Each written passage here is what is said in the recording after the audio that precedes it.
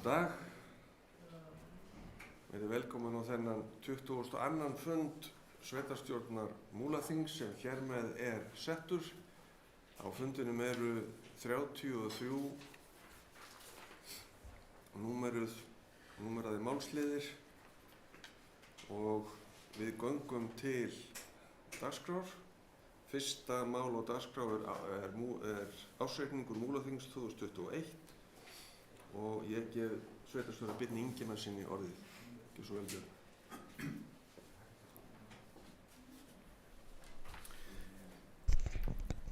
Forseti og gott fundarfólk. Ég ætla nú að fara yfir nokkra stærðir úr ársreikningi Múlaþings fyrir árið 2021 sem er hér til fyrir umræðu í sveitarstjórn. Ég mun ekki fara ítarlega yfir niðurstöður ársreikningsins en vísa til ársreiknings sem birtur verður á heimasíðu sveitarfélagsins ásamt fréttatilkynningu í framhaldi af fundi sveitarstjórnar hér í dag. Rekstrarafkoma Múlaþings fyrir árið 2021 var jákvæð rúmar 92 milljónir króna samkvæmt samstæðureikningi sveitarfélagsins en fjárhagsáætlun með viðaukum gerði ráð fyrir tæplega 5 milljón króna rekstrarafgangi. Rekstrarafkoma A-hluta var neikvæð tæpa 287 milljónir króna en fjárhagsáætlun með viðaukum gerði ráð fyrir 250 milljón króna rekstrarhalla. Rétt er að vekja athygli á að hækkun lífeyrisskuldbindinga er töluvert umfram áætlun eða sem nemur 217 milljón króna. Þessu veldur annars vegar gildistaka nýrra dánar og eftirlifendataflna sem höfðu áhrif til hækkunar og hins vegar hækkað hlutfall launagreiðanda vegna lífeyrisskuldbindingar úr 53,7% í 62,3%. Þetta hefur þau áhrif að rekstrarniðurstaðan verður neikvæðari en ella en hefur hins vegar ekki áhrif á veltufé frá rekstri þar sem hér er reiknaðar stærðir að ræða. Fræðslu og uppeldismál eru langstærsti málaflokkurinn en til hans runnu 3 milljarðar og 157 milljónir króna nettó á árinu 2021 eða 53% af skatttekjum sem er hækkun tæpar 210 milljónir frá árinu áður. Til félagsþjónustu var veitt 620 milljón króna sem er hækkun 48 milljón króna frá árinu áður og eru þar meðtalin málefni fatlaðs fólks sem sveitarfélagið hefur sinnt frá og með árinu 2011. Æskulýðs- og íþróttamál eru þriðja stærsta verkefni sveitarfélagsins en til þeirra mála var varið 586 milljónir króna.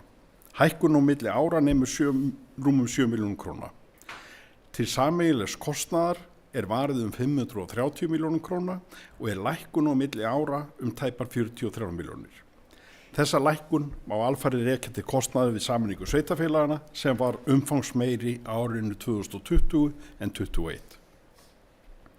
Fjárfestingar samkvæmt samstæðureikningi Múlaþings námu 674 milljónum króna á árinu 2021 en þar á námu fjárfestingar eignasjóðs 295 milljónum króna og vega þar þyngst fjárfestingar leikskóla í Fellabæ upp 88 milljónir, íþróttamiðstöðin á Egilsstöðum 24, í Seyðisfjarðarskóla 28, í Kópavogsskóla, í Djúpavogsskóla 17 milljónir, í áhaldahúsum 25 milljónir og fjárfestingar vegna gagna og gangstíga 66 milljónir.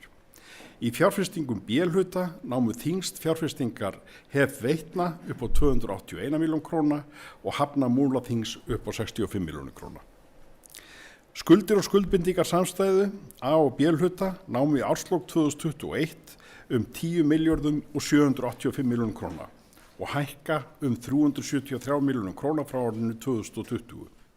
Innifallið í þeirri hækkun er meðal annars framlag ríkisins og Landsvirkjunar til framkvæmda við menningarhús á Egilsstöðum samanlagt upp á 199 milljónir króna sem er fært til skuldar þar sem það var ekki nýtt til framkvæmda árinu 2021. Skuldaviðmið samkvæmt reglugerðum fjárhagsleg viðmið fyrir samstæðureikning A og B-hluta eru 99% í árslok 2021 en skal samkvæmt sveitarstjórnarlögum vera hámarki 150%. Stjórnvöld hafa hins vegar ákveðið að fella hámarksviðmiðið úr gildi tímabundið eða til ársins 2025 eða út árið 2025 með vísan til aðstæðna er skapast hafa vegna COVID-19. Veltufé frá rekstri í samstæðu nam á árinu 2021 1.070 milljónum króna sem er 350 milljónum króna hærra en áætlun gerði ráð fyrir og 305 milljónum króna yfir afborgunum langtímalána. Þessa bættu afkomu hort er til veltufjár frá rekstri umfram það sem áætlað var og fyrst og fremst rekja til betri afkomu A-hluta, Hef, Veitna og Hafna Múlaþings. Í samþykktri fjárhagsáætlun Múlaþings fyrir árið 2022 til 2025 er gert ráð fyrir þungum rekstri á yfirstandandi ári og það muni taka okkur þetta ár og það næsta að ná ásættanlegri stöðu í rekstri sveitarfélagsins. Margt bendir hins vegar til þess að það muni takast fyrr að ná þeirri stöðu en stefnir að heldur en gildandi fjárhagsáætlun gerir ráð fyrir. Í gangi er vinna við gerð rammaáætlunar fyrir árið 2023 og við þá vinnu muni þessi mál skýrast betur. Stefnir að því að umrædd rammaáætlun hljóti afgreiðslu fyrir lok júní mánaðar. Að lokum vil ég leggja áherslu á Þrátt fyrir að gildandi fjárhagsáætlun gerir ráð fyrir þungur rekstri ár, þá er það hins vegar gert ráð fyrir umtalsverðum fjárfestingum er miðað uppbyggingu innviða innan sveitarfélagsins. Ég vil enn einu sinni ítreka hversu mikilvægt það er að við höldum þeim markmiðum er við höfum sett okkur hvað þetta varðar, en einnig að við séum meðvituð mikilvægi þess að halda okkur innan þess ramma er lagt verður upp með. Að lokum vil leggja áherslu á að sveitarfélagið Múlaþing er þeim gæðum búið sé hort til fjölbreytileika atvinnulífs, þróunar möguleika, náttúruauðlinda, menningar og mannauðs að ég er sannfærður að okkur muni farnast vel. Leiðu þakka bæði kjörnum fulltrúum og starfsfólki sveitarfélagsins fyrir árangursríkt og ánægjulegt samstarf á liðnu ári, þá legg ég hér með ársreikning Múlaþings fyrir árið 2021 fram til fyrir umræðu. Takk fyrir mig. Lið liggur frammi eftirfarandi tillaga. Sveitarstjórn samþykkir að vísa ársreikningi Múlaþings fyrir árið 2021 til seinni umræðu í byggðarráði og sveitarstjórn. En orðið er laust. Sveitarstjórnarfulltrúi Berglind Harpa Svavarsdóttir hefur beðið orðið, ekki svo vel Berglind.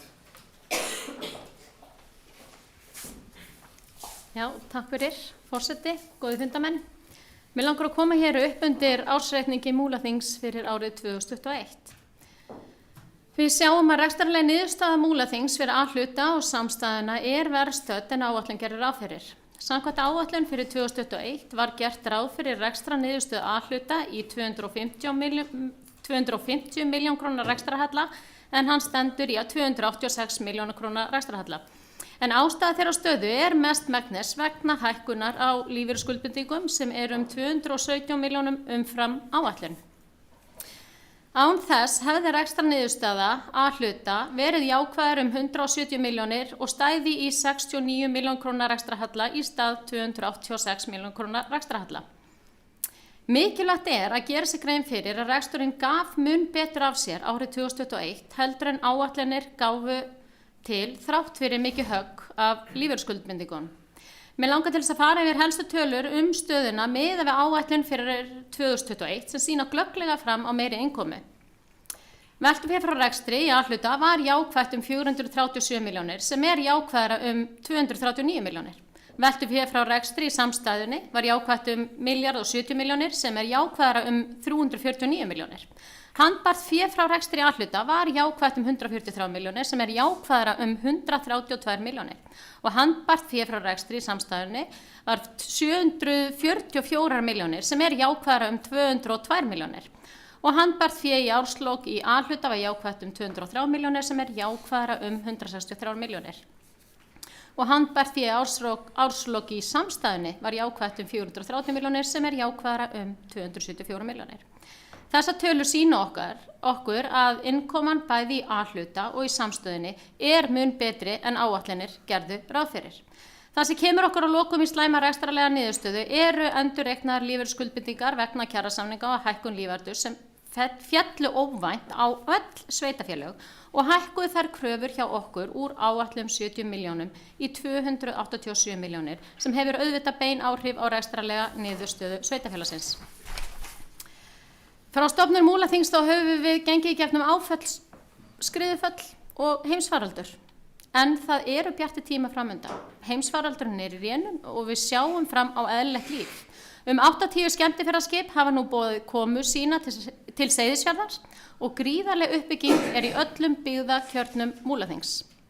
Fjarðarheiðargöng og Öxi fara í útboð þessu ári og við vinnum hart að uppbyggingu á Egilsstaðaflugvelli tengt varaflugvallargildi hans, beinu millilandaflugi og mögulegum útflutningi á ferskafurðum. Sú uppbygging ýtir undir mikla verðmætasköpun í Múlaþingi. Gríðarleg tækifæri urðu til vegna samkomutakmarkana því allur heimurinn tæknivæddist nánast á einni nóttu og þannig tóku allir skrefið fram á við og staðsetning skipti allt í einu ekki máli. Viðurkennt í dag að allir hvar sem þeir búa í heiminum, ef þeir búa að góðri nettengingu eiga þeir að hafa aðgang að öflugri þjónustu, menntun og störfum. Þarna liggja tækifærin, ekki bara fyrir landsbyggðina, heldur fyrir alla íbúa landsins. Nú eigum við, landsbyggðin, loksins að standa jafnari fótum allt land með til aðgang að þjónustu, menntunar og starfa án staðsetningar. Niðurgreiðsla með loftbrúnni ýtir ásamt tæknivæðingunni undir það að einstaklingar og fjölskyldur taki af skarið og flytjist út á land. Tryggjum nægt fjölbreytt lóðaframboð fyrir öfluga íbúðaruppbyggingu, góða innviði og öflugar samgöngur í öllu Múlaþingi. Þannig fjölgum við verulega íbúum, aukum fjölbreytni í atvinnurekstri og náum þannig að auka við skatttekjur okkar og verðum burðugri fjárhagslega. Við verðum að tryggja öflugra í tekjuinnstreymi því gríðarleg þörf á innviða uppbyggingu allt Múlaþing. Sveitafélagið fær árlega framlag vegna sameiningar og þegar þeim greiðslum lýkur þurfum við að vera orðin vel sjálfbær og með öfluga innviði.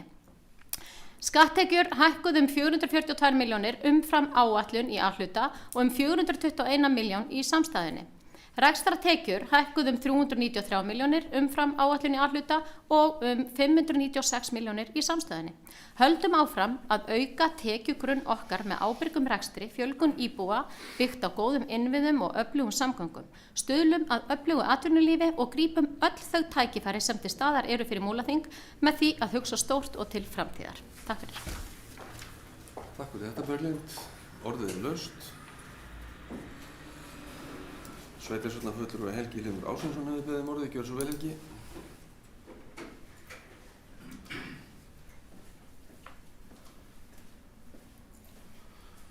Forseti, það eru fundarmenn. Ég bara hafði ekki gert mig grein fyrir að hér við varum komin í kosningabaráttu og það ætti að komið kosningar að hér, þannig að ég er ekki undirbúinn, eins og Berglind. Það er alveg rétt sem kom fram hjá Berglindi, þetta kom miklu skár út heldur en við óttuðumst og það er mjög jákvætt. En ég er sem sagt ekki með kosningaræðu hér núna og ég vona að við fáum eitthvað annað tækifæri til að segja skoðanir okkar á framtíð sveitafélagsins heldur en undir liðnum ásreikningar. Takk. Takk fyrir þetta, Helgi. Orðið laust. Sveitarstjórnarfulltrúi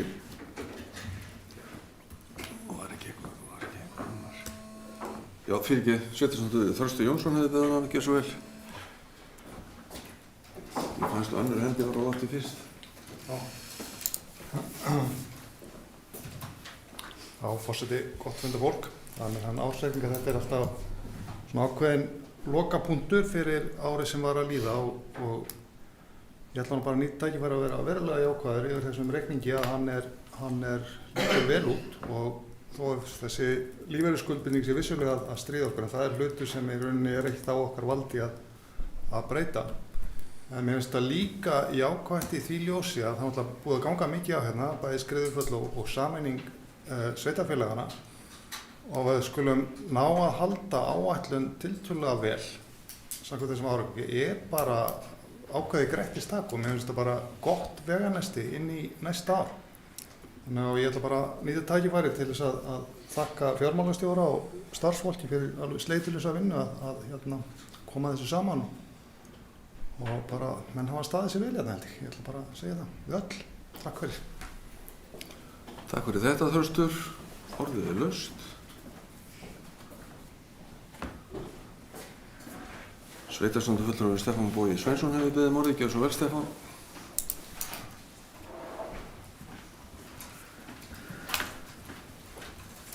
Forseti og ágætt að funda fólk. Ég held að þurfa nú ekki að koma neinu hér inn á óvart að það er að koma sveitarstjórnarkosningar. Það eru margir sem telja niður til þeirra og af ýmsum ástæðum og allir hlakka til, held ég. Það sem ég langaði þó til að segja ársreikninginn og vísa kannski til þess tíma sem ég hef verið í sveitarstjórn bæði hér í Múlaþingi og Fljótsdalshéraði, það eru nokkrir lykilþættir sem að þarf að hafa í huga og við heyrum það og við sjáum á tölunum að niðurstaðan er einmitt betri heldur en að kannski áætlun gerði ráð fyrir. Hluti af ástæðinu auðvitað fyrir því er það að í gegnum árin að þá hefur verið fylgt þeirri stefnu hér að við höfum verið frekar hófsöm í tekjuspá og það er bara afar mikilvægt að leitast við það, að reyna ekki að leysa vanda sem uppkemur við fjárhagsáætlanagerð með því að hleypa upp tekjuspánum. Af því að það er svo miklu skemmtilegra að eiga þessa umræðu ársreikninginn og sjá einmitt að tekjurnar hafa farið fram úr áætlunum frekar heldur en að horfast í augu það mitt ár og við séum ekki að ná markmiðum okkar í tekjum. Þannig að ég vil svona ítreka það og þá í einmitt framhaldi taka undir bara það þakklæti sem kom yfir hérna fram til starfsfólk sveitarfélagsins og einkum fjármálastjóra og sveitarstjóra sem hafa í gegnum árin svona svolítið lagt línurnar með aðferðafræðina við áætlanagerðina sem hefur einmitt oftar en ekki leitt af sér akkurat þessa niðurstöðu. Hitt er svo aftur annar mál, auðvitað útgjöldin eru líka oft hærri og það vill verða af því að það verður ekki allt séð fyrir við áætlanagerðina og þá er nú gott að eiga tekjuaukninguna í handraðan. Annars kannski má segja það að þennan ársreikninga hann ber þessu auðvitað merki að við glímum svolítið einmitt ennþá við það að ná utan sameiningu þessara sveitarfélaga. Þetta er mikið plagg, það er mjög margt að finna, getur verið erfitt að glöggva sig á því. Árin sem við höfum gengið í gegnum sem þetta nýja sveitarfélag hafa líka verið mjög óvenjuleg og sveiflukennd vegna þess sem áður hefur komið fram. Þannig að ég vil líka leggja áherslu á það og það kannski sem hefur líka verið gert hér er að þegar verið er að skoða hvort sem það eru fjárhagsáætlanir eða ársreikningar að horfa einmitt til svolítið lengri tíma, taka fleiri ár undir, átta sig á því hvar jafnvægi liggur til langs tíma og þetta allt saman held ég og það er alveg sama hvaða mælikvarða við tökum á það. Múlaþing er vel í stakk búið til þess að takast á við áskoranir næstu ára. Það er ekki þar með sagt að þetta verður allt saman auðvelt, það er auðvitað mikil fjárfestingaþörf eins og við vitum en ég held að fjárhagurinn sé þess eðlis að það er ekkert í spilunum annað heldur en það að við getum ráðið mjög vel við þetta. Því fylgja auðvitað lántökur og það er svona ýmislegt sem að þarf að horfa til en heilt yfir þegar við horfum til lengri tíma og til framtíðar að þá er ekki ástæða til neins annars en bjartsýni varðandi fjárhag þessa sveitarfélags og ég held að mig alveg segja það að reikningurinn staðfesti það. Takk. Takk fyrir þetta, Stefán. Orðið er laust. Fleiri hafa ekki kveðið sér hljóðs undir þessum lið utan sveitarstjórnarfulltrúi Hildur Þórsdóttir sem nú fær orðið. Gjörðu svo vel, Hildur.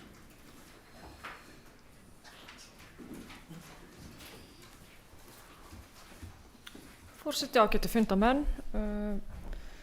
Svo sem ekki miklu að bæta við það sem fram hefur komið annað en að þetta kemur skemmtilega óvart. Við áttum von á verri niðurstöðu eftir þær áskoranir sem við farið í gegnum síðan að sveitarfélag var stofnað og við vitum svo sem öll að COVID hafði mikil áhrif á ýmsa tekjustofna. Hins vegar þurfum við að hafa í huga að A-hlutinn hann er ekki ásættanlegur og það er alveg ljóst að framleiðin er ekki svo sem við viljum kannski sætta okkur við svona til lengri tíma. Hins vegar er þetta betri niðurstöða en við sáum fyrir og ég vil hrósa starfsfólki Múlaþings fyrir sérlega góða vinnu og minna það að við þurfum að róa því öllum árum að auka hér skatttekjur í sveitarfélaginu. Takk fyrir. Takk fyrir þetta, Hildur. Fleiri hafa ekki kveðið sér hljóðs. Tillagan sem liggur fyrir eftirfarandi: Sveitarstjórn samþykkir að vísa ársreikningi Múlaþings fyrir árið 2021 til seinni umræðu í byggðarráði og sveitarstjórn. Þeir sem eru þessu samþykkir eru viðsamlega bænir að gefa merki. Einhver á móti? Það ekki. Þetta skoða samþykkt með öllum greiddum atkvæðum og handauppréttingu. Þá erum við komin að lið 2.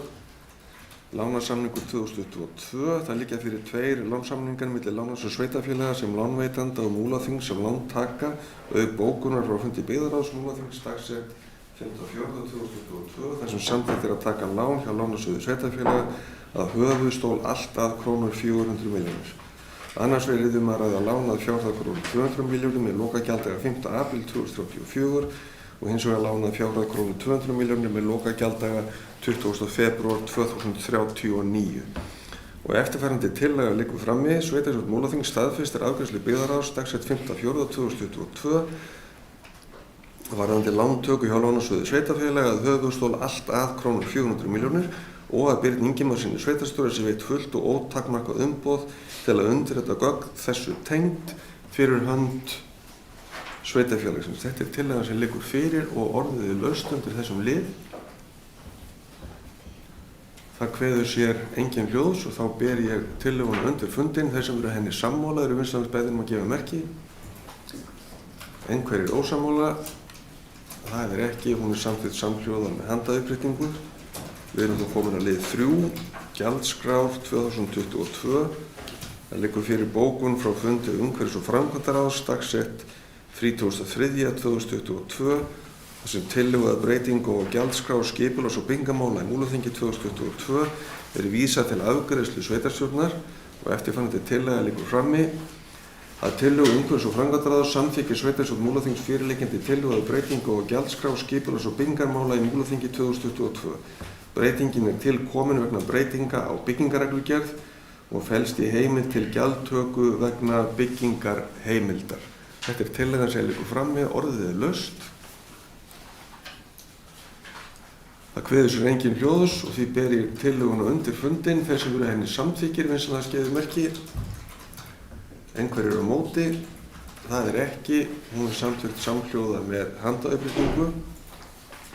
Þá erum við komin að lið 4, sveitarstjórnar og heimastjórnarkosningar 2022. Það liggur fyrir bókun frá fundi byggðarráðs dagsett 5.4.2022 auk minnisblaðs frá skrifstofustjóra varðandi meðal annars áhrif nýrra kosningalaga á skipan kjörstjórna í sveitarfélaginu. Og hér eru lagðar fram tillögur sem að ég hyggst lesa upp í heild og bera það í heild undir fundinn. Eðli málsins samkvæmt geri ég ekki ráð fyrir að lesa þessa tillögu aftur, en það eru eftirfarandi. Sveitarstjórn Múlaþings staðfestir afgreiðslu byggðarráðs Múlaþings dagsett 5.4.2022 varðandi kjörstaði og kjördeildir, yfirstjórn utan kjörfundaratkvæðagreiðslu og kjörstjóra vegna utan kjörfundaratkvæðagreiðslu.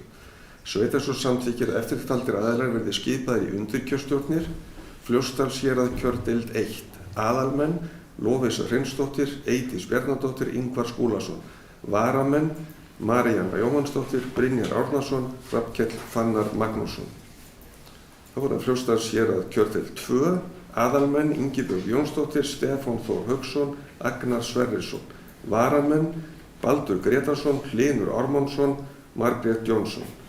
Borgarfjörður Eystri: Aðalmenn: Elísabet D. Sveinsdóttir, Sigurlaug Margrét Bragadóttir, Sigurður Högni Sigurðsson. Varamenn: Alda Marín Kristinsdóttir, Ragna S. Óskarsdóttir, Írena Boyko. Seyðisfjörður: Aðalmenn: Ólafía Steinsdóttir, Jóhann Grétar Einarsson, Þorkell Helgason. Varamenn: Auður Brynjarsdóttir, Unnur Óskarsdóttir, Sigríður Heiðdal Friðriksdóttir. Djúpivogur: Aðalmenn: Egill Egilsson, Kristrún Gunnarsdóttir, Ólöf Vilbergsdóttir. Varamenn: Sóley Dögg Birgisdóttir, Unnþór Snæbjörnsson. Magnús Hreinsson. Sveitarstjórn Múlaþings samþykkir eftirtaldir aðilar verði skipaðir í undirkjörstjórnir vegna heimastjórnarkosninga á Fljótsdalshéraði. Kjördeild 1 aðalmenn Jón Hávarður Jónsson, Inga Rós Unnarsdóttir, Anna Dís Jónsdóttir. Varamenn Sigurlaug Jónasdóttir, Guðmundur Sveinsson Króier og þriðja nafnið Elsa Guðný Björgvinsdóttir. Kjördeild 2 aðalmenn Vignir Elvar Vignisson, Hugborg Hjörleifsdóttir, Arna Sofía Dahl Kristjansen. Varamenn Sóley Garðarsdóttir, Antoníus Bjarki Halldórsson, Arnar Jón Óskarsson. Þetta tillagan eins og hún liggur fyrir. Orðið laust undir þessum lið. Sveitarstjórnarfulltrúi Stefán Bogi Sveinsson hefur beðið orðið, gjörðu svo vel, Stefán.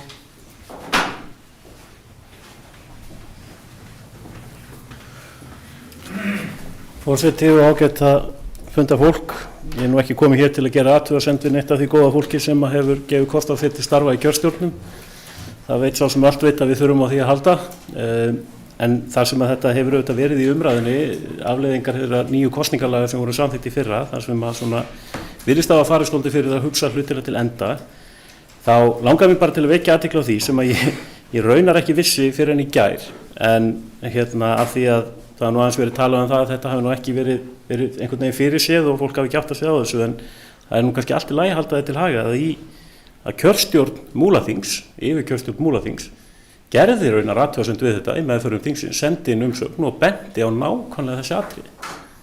Þannig að það er nú ekki hægt að segja að fulltrúar okkar á Alþingi geti skákað því skjólinu hafi ekki verið bent á þetta.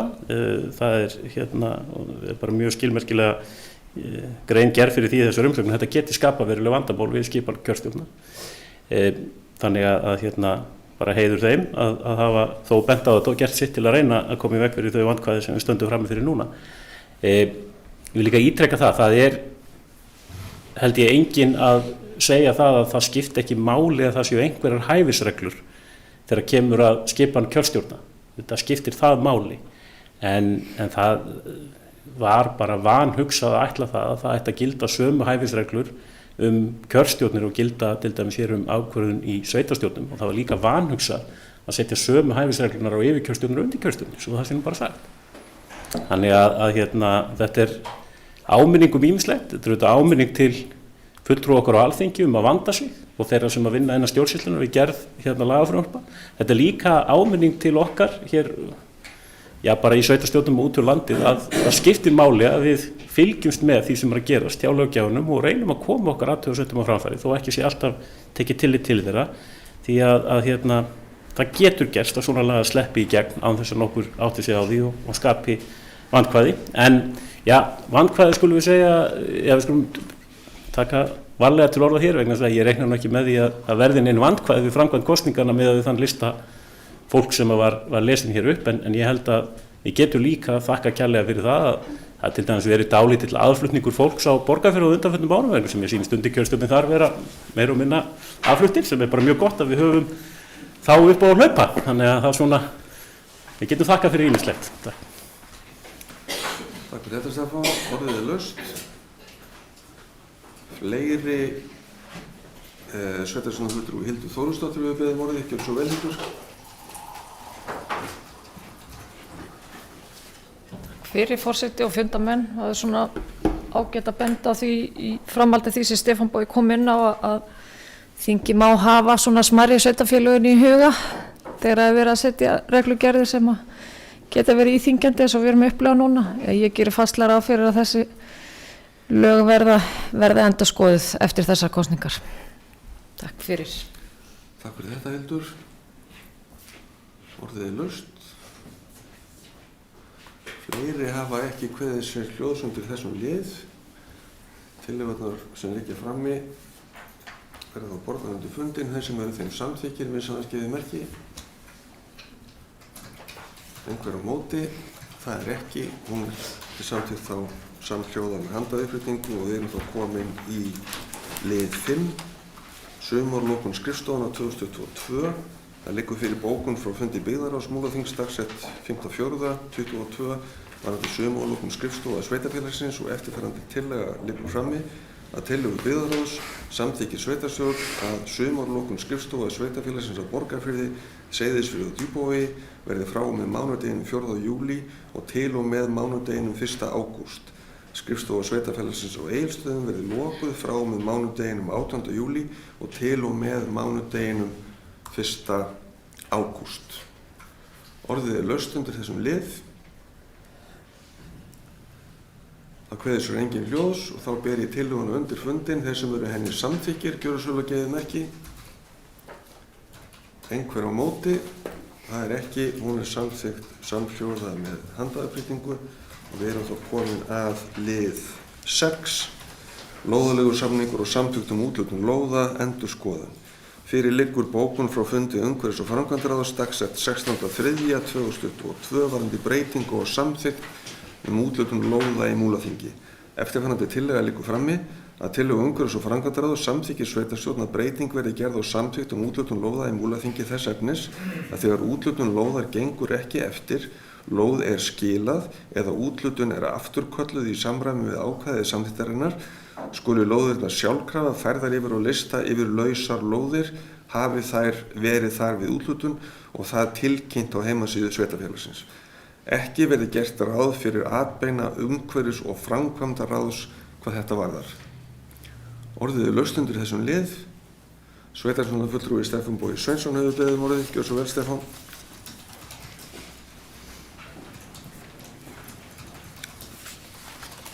Forseti og ágæta fundarfólk, ég ætla bara örstutt að gera grein fyrir því að það er nú hafin vinna við þessa breytingu en eins og kannski stundum vill verða þegar farið að skoða þá finnast einhverjir aðrir punktar, þannig ég veit að starfsfólk sveitarfélagsins hefur verið að sitja aðeins yfir samþykktinni og vinnunni er ekki alveg lokið. Það stóðu nú einhverja væntingar til þess að vera hægt að afgreiða þetta hér á þessum fundi en það er þá gert ráð fyrir því að það komi tillaga til afgreiðslu fyrir næsta fund sveitarstjórnar sem taki þá til þessa þáttar og einhverja annara smávægilegra svona lagfæringar sem starfsfólk hefur rekist á sem við farið við samþykktina.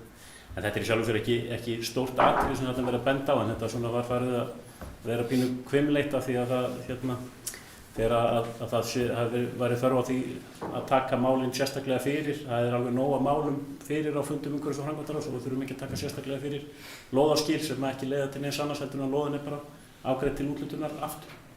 Þannig en svo veit ég líka að það eru svona nokkri þættir sem að koma við þetta og það til dæmis ef það hefur eitthvað við framkvæmt á lóðinni áður en enn skila og þess aftur sem þarf bara að skoða hvernig verður farið með. En vinnan er í gangi og stefnan er að skila þessar tillögu þannig að hún komi til afgreiðslu hér 11. maí.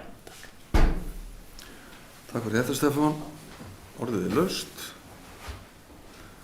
Fleiri hafi ekki kveðið sér hljóðs undir þessum lið og ég ætla ekki að lesa tillöguna upp aftur en þeir sem eru henni samþykkir vinsamlegast beðnir að gefa merki.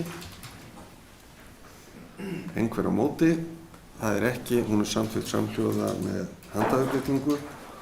Við erum þá komin að liði 7 sem er aðalskipulagsbreyting, námur vegna Axarvegar. Það liggur fyrir bókun frá fundi umhverfis- og framkvæmdaráðs dagsett 7.4.2022 varðandi breytingu á aðalskipulagi Fljótsdalshéraðs. Breytingin felur í sér að gert verði ráð fyrir námum vegna fyrirhugaðs Axarvegar í skipulaginu og eftirfarandi tillaga liggur frammi að tillögu umhverfis- og framkvæmdaráðs samþykki sveitarstjórn að gerð verði breytingu á aðalskipulagi Fljótsdalshéraðs 2008 til 2028 þar sem umbeðnum námusvæðum fyrir Axarveg verði bætt inn á skipulag. Orðið er laust undir þessum lið. Sveitarstjórnarfulltrúi Kristjana Sigurðardóttir hefur beðið orðið. Ekki og svo vel.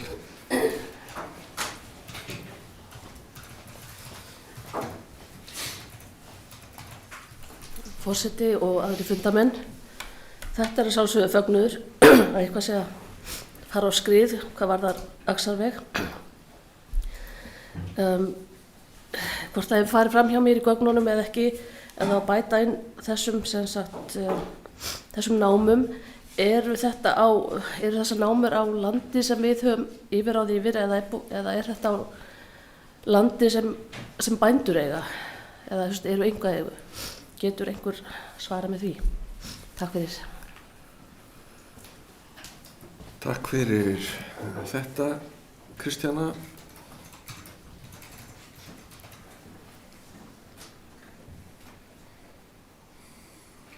2 mínútur. Kristjana bar fram fyrirspurn. Sveitarstjórnarfulltrúi Stefán Bogi Sveinsson hefur beðið orðið til svars. Meðan Stefán leitar í sínum gögnum þá hyggst forsetinn á sér í kaffi.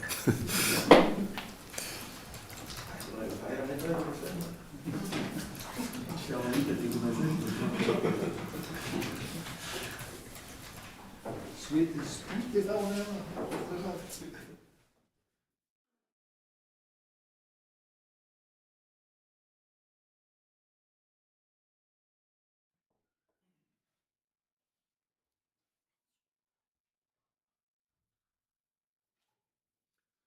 Sveitarstjórnarfulltrúi Stefán Bogi Sveinsson hefur beðið orðið. Gjörðu svo vel, Stefán.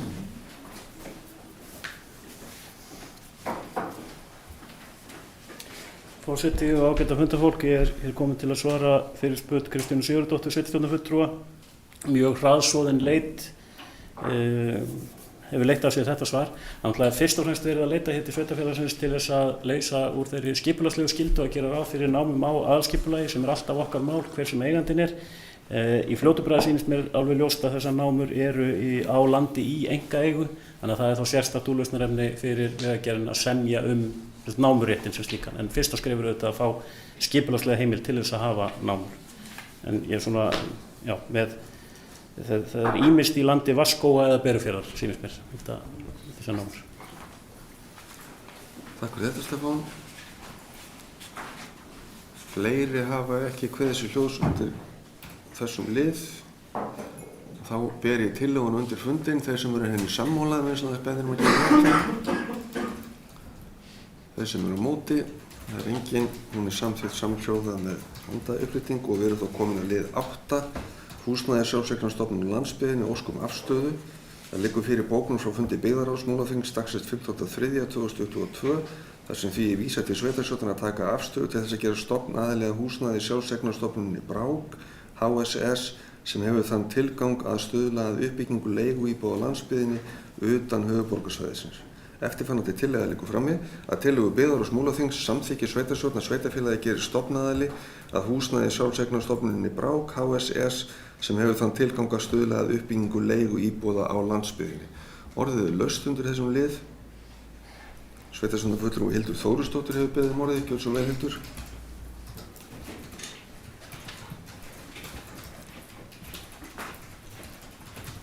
Forseti, ágætu fundarmenn, sama tíma og ég vil fagna þessum úrræðum sem er okkur svo nauðsynlegt til þess að koma hér byggingum á stað, þá er það svona ákveðið áhyggjuefni hvað þessi úrræði passi ekki endilega fyrir þarfir landsbyggðarinnar þar sem er bara almenn þörf á að fjölga húsnæði og þá eru tekjuviðmiðin svolítið að hamla okkur.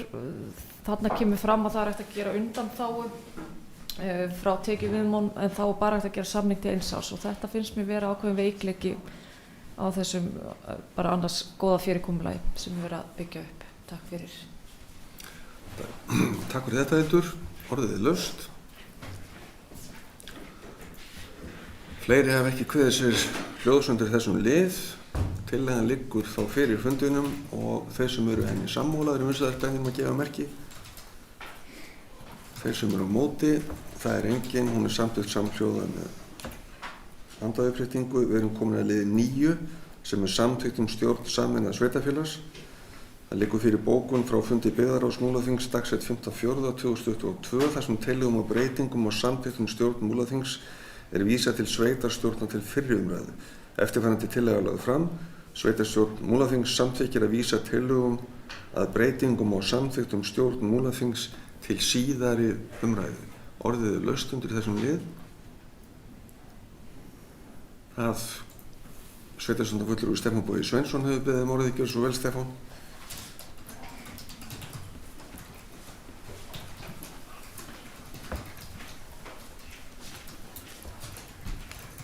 Forseti, ágæta fundarfólk, ég vil nú bara aðeins koma hérna upp, bara svona aðlega til þess að einhver gerði það, en ég sé hér að það er í 14. grein verið að bæta við ákvæði varðandi framkvæmd fjarfunda og ég held reyndar svona almennt séð að reynsla okkar af fjarfundunum sé góð, en það megi kannski einmitt skerpa á framkvæmd nokkurra þátta einmitt varðandi það.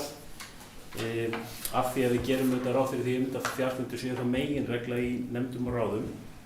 En ég velti fyrir mér þeirri viðbót sem að hér er gerð tillögum, sem við erum að tala að sko að þegar nefndarmaður tekur þátt í fundi með rafrænum hætti, skal hann annarkvort vera staddur í viðkomandi sveitarfélagi eða í erindagjörðum innan lands á vegum þess. Ég spyr bara svolítið af hverju, hvers vegna erum við að þrengja þetta svona? Er það eitthvað vandamál í sjálfu sér að nefndarfulltrúi sem að eftir vill staddur í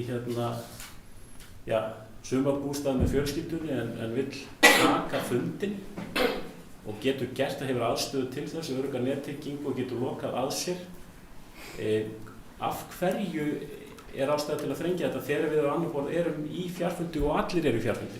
Það skiptir þetta þá máli. Þannig að, og ég minnist þess að það var tekin umræðu um þetta á sínum tíma, niðurstaðan þá var svo að þrengja þetta ekki, og nú er það lagt til að þrengja þetta, og ég var í forvitin að vita hvað ræður hjá þeim sem að bera ábyrgð á þessari tillögugerð. Takk. Takk fyrir þetta, Stefán. Orðið er laust. Sveitarstjórnarfulltrúi Þröstur Jónsson hefur beðið um orðið. Gjörðu svo vel, Þröstur.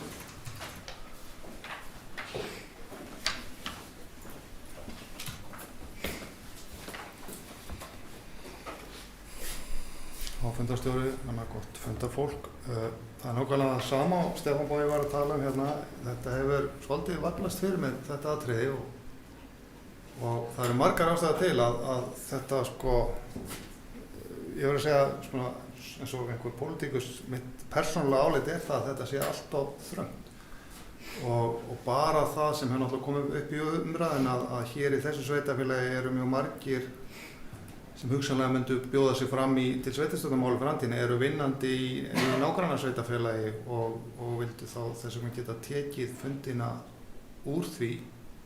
Eins finnst mér með sveitarfélag og landsbyggðum þar sem fólk þarf mjög gjarnan að leita sér þjónustu suður til Reykjavíkur á suðausturhornið, læknisþjónustu og annars slíks, að það geti þessi lögð á það að byrja að í slíkum undantekningartilfellum þá getur þau ekki tekið fjarfund að þau getur lokað þessu eins og Stefán nefndi hérna áðan og haft góða aðstöðu til þess að taka þátt í slíkum fundi. Já, ég tek undir orð Stefáns með að þetta eru langgengi. Ég hins vegar skil það að varnagling sem náttúrulega verið að setja þarna, og það kannski það sem við eigum að náttúrulega koma í fyrir það að fólk sé, sveitarstjórnarfólk eða nefndarfólk sé langdvölum einhver staðar, suður á Spáni eða einhverjum öðrum landshluta og getur hreinlega verið bara nánast búsett annar staðar og tekið fundina saman. Það gengur ekki, en mér finnst eins og þetta þarna, þetta oflangt gengið í því að njörfa niður að mann get ekki í undantekningartilfellum og þá eins að menn eru starfandi í nágrannasveitarfélagi tekið fjarfundi þar. Mér finnst það mjög eðlilegt og sé ekkert að því að það væri, að sú heimild væri. Takk fyrir. Takk fyrir þetta, Þröstur. Orðið er laust. Forseti hyggst taka til máls og biður fyrsta varaforseta að taka við stjórn fundarins.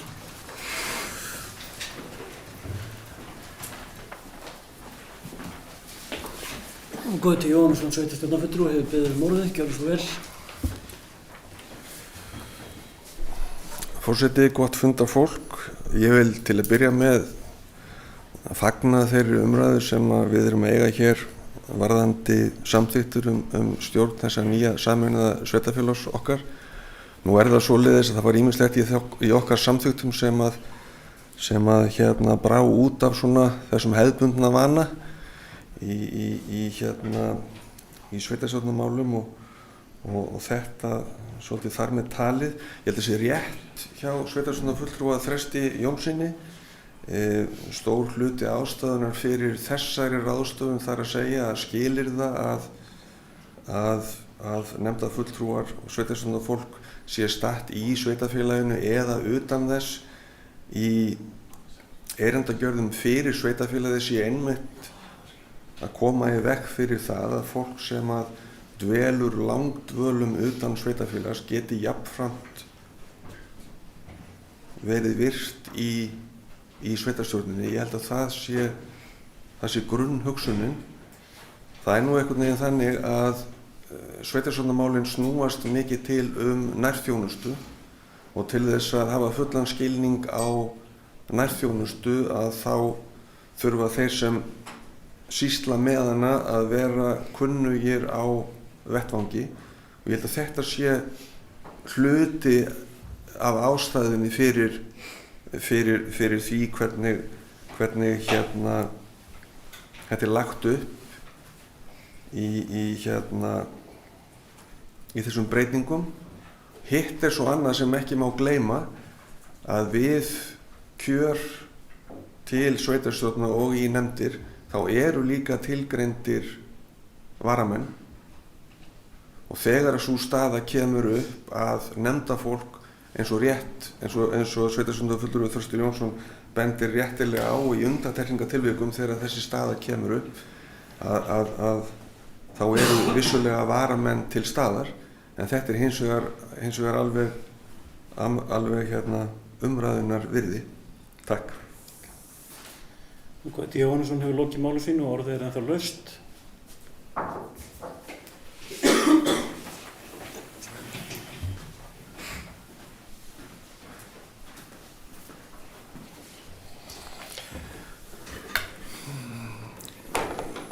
Sveitarstjórnarfulltrúi Þröstur Jónsson hefur beðið orðið öðru sinni. Og það þú? Já, forseti ágæta fundafólk. Það var aðeins þetta í hjá Gauta hér áðan, sveitarstjórnarfulltrúi Gauta áðan með varamennina. Þá var með einhverjum að tala varamennina í nefndunum að þar hver nefndamaður, ef ég hef skilið regluna rétt, að þá hver nefndamaður bara með einn varamann. Þannig að í slíkum tilfellum að það sem þarf að kalla til varamann og varamaður getur ekki mætt, þá er engin varaventill fyrir það. Þetta hefur skapað mínulista á síðasta kjörtímabili, eða á þessu kjörtímabili vankvæði tvisvar eða þrisvar. Og þess þá heldur að með þetta að þrengja reglurnar þarna varðandi það að mann get ekki í undantekningatilfellum verið utan sveitarfélags, tekið samt fund. Ég sé ekki alveg ástæðana fyrir þessu og hver rökin eru vegna þess að fljúgamenn hérna Suðurlands Reykjavíkur og sé að það eru nokkra daga og taki eitt fund þar, svo ekki gera þetta að einhverju reglu en taki eitt fund þar, sérstaklega þegar að varamaður getur ekki mæta. Það leysir töluverðan vanda sem getur komið upp. Það var þetta sem við viljum koma að með varamenninu, blessið. Takk. Takk fyrir. Þetta Þröstur, sveitarstjóri Björn Ingimarsson hefur beðið orðið. Gjör svo vel, Björn.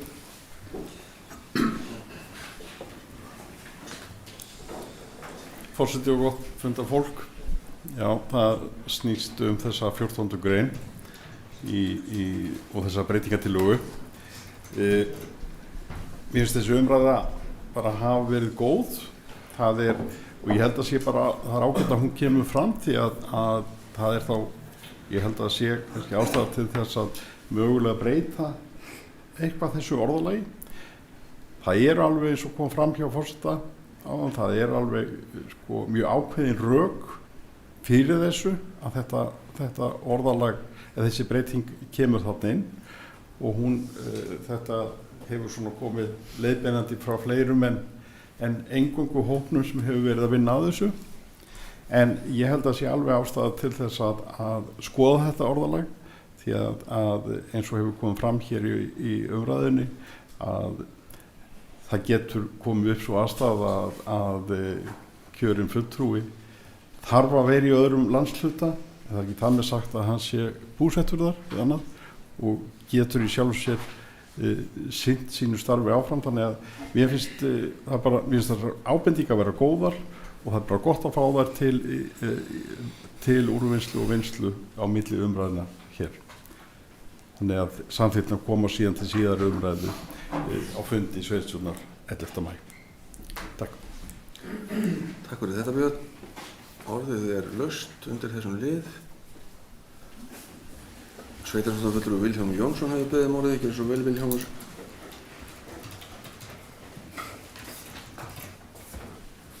Já, forseti og fundarmenn. Ég tek bara undir þetta er bara gagnleg umræða sem hefur farið fram með þetta og ég held að sem hefur verið nefnt líka við tillögugerðina það þegar að við erum kannski að horfa á atvinnusvæðir stærri en sveitarfélögin og þá kann þetta vera það sem gerir fólki betur kleift að geta sinnt frá vinnustað þó að það sé ekki innan sveitarfélags en enga síður á svæðinu, þannig að þá þetta líka fólk sem er í aðstöðu til að fylgjast vel með nærþjónustu í sínu umhverfi af því að það var nefnt. Þannig ég bara fagna því og við þó að sé ekki gerðum það breytingatillaga hér, reikna með að við tökum þetta til umræðu inn í byggðarráðinu milli umræðuna. Ég vildi síðan kannski bara aðeins ávarpa þetta sem er líka ítarlega tekið á í breytingunum og samþykktunum sem að bæta og gera skilvirkari ferla, þar að segja kannski verkaskipti, verkefni sem hafa verið falin nefndum eða heimastjórnum að þau verið sumfærð til starfsmanna og nefnir það kannski eins og tækjafærisleif og slík og við erum að sjá dæmum þetta þessa dagana að það fyllsta ástæðu og einlega nauðsynlegt að gera þessar breytingar en ég vildi bara nefna þetta hér af því að þessar breytingar sem við erum að gera á samþykktinni lúta líka að þess að gera starfið í sveitarfélagi eða starfið í bæði stjórnsýslunni og nefndunum ennþá skilvirkara. Takk. Takk fyrir þetta, Vilhjálmur. Orðið laust. Sveitarstjórnarfulltrúi Stefán Bogi Sveinsson hefur beðið orðið. Gjörðu svo vel, Stefán.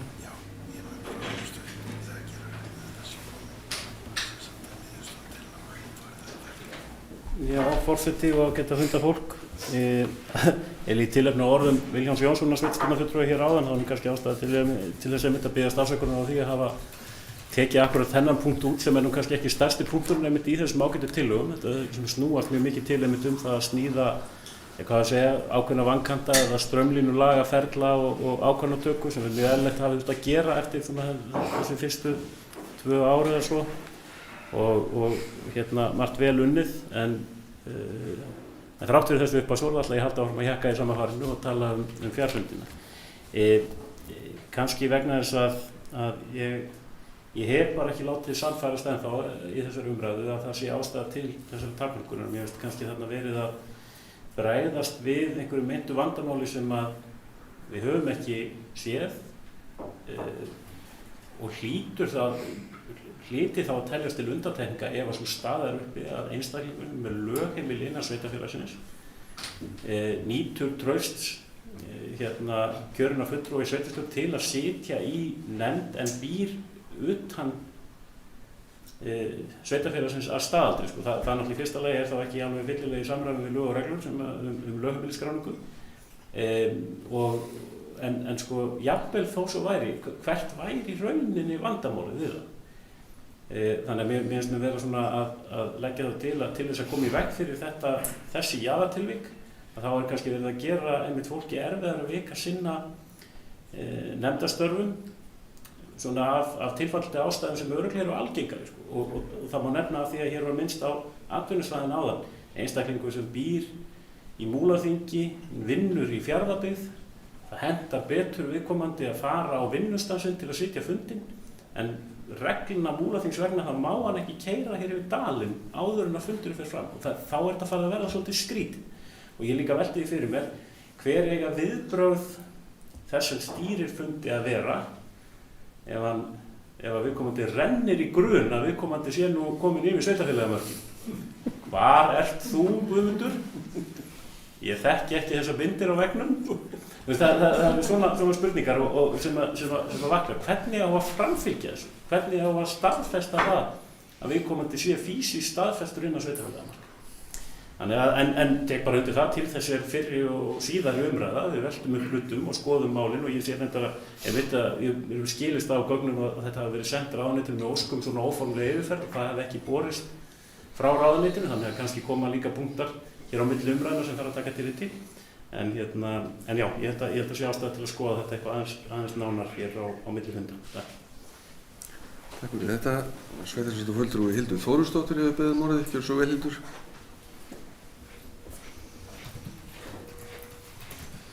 Forseti, ágætu fundamenn, bara tek undir allt sem fram hefur komið. Það er ekki aðalmáli bara að fólk mæti og það sé undirbúið, alveg sama hvar það er statt. Ég skil svo sem alveg þessi rök þegar fólk er erlendis í frí en þegar það er einhvers staðar hér innanlands en hefur engu að síður undirbúið sér fyrir fundin og er með sína tölvu, þá ger ég ekki allan greinamun á. Þetta er svona umhugsun efni fyrir okkur. Takk fyrir þetta, Hildur. Sveitarstjórnarfulltrúi Berglind Harpa Svavarsdóttir hefur beðið orðið, gjörðu svo vel, Berglind. Forseti, góðir fundamenn, þetta er sami liður og þessi 14. grein. Þetta er bara ótrúlega góðar umræður hérna og þetta er eiginlega svolítið svona lúxusvandamál. Maður er svo ánægður með þessa fjarfundi og fjarfundirnir gera okkur það kleift í okkar sveitarfélagi sem er 10% af heildarplatamáli Íslands að það sé ekkert mál að funda. Og við vitum það að eins og með þá sem að bjóðu sig fram í sveitarstjórnarmál að það er gríðarleg nýmyndun en þetta ítir undir, þessi sveigjanleiki ítir undir að fólk taki skarið og geti í rauninni mætt á fundi. Við höfum náttúrulega bara fundið að þessi sveigjanleiki geta mætt á fundi, hvort sem það sé bara strax eftir vinna þurfi ekki að vera að keyra allt á milli sem er náttúrulega mjög gott. Ég held akkurat þetta eins og skilningur sem maður lagði í þessa breytingu var að kannski einhver sem hafa lögheimili hér en eru kannski búsettir annars staðar í einhverja mánuði. Þannig að ég held að við verum einmitt bara orðið þetta á annan hátt að þrátt fyrir að einhver sé búin að keyra yfir í annað sveitarfélag og sé að taka fundina, ég sé bara alls ekkert af því en ég held að við verðum bara einhvern veginn að útfæra þetta nánar og ég held sko að eins og hefur komið fram líka að þessi hræðsla við sko, já, að fólk búi ekki í sveitarfélaginu í einhvern ákveðin tíma að við erum bara vön náttúrulega við hittumst og maður finnur það loksast þegar við hittumst síðan hvað það er gott og mikilvægt að vera í návi við nærþjónustuna og við í kringu hvort annað að það verður svona meira til að ég held að maður sé svona pínur hrættur það að fólk búi svona til langdvala eða einhverja mánuði annars staðar að það geti í rauninni tekið þátt og verið öflugt en auðvitað getur það verið það. Ég held bara við þurfum bara að þroska þessa umræðu og orða þetta á annan hátt út af því að þetta er náttúrulega frábært og við þurfum að sýna sveigjanleika svo að fólk gefur sér tíma og geti tekið þátt í pólitík. Takk fyrir þetta, Berglind. Sveitarstjórnarfulltrúi Eyþór Stefánsson hefur beðið orðið, gjörðu svo vel.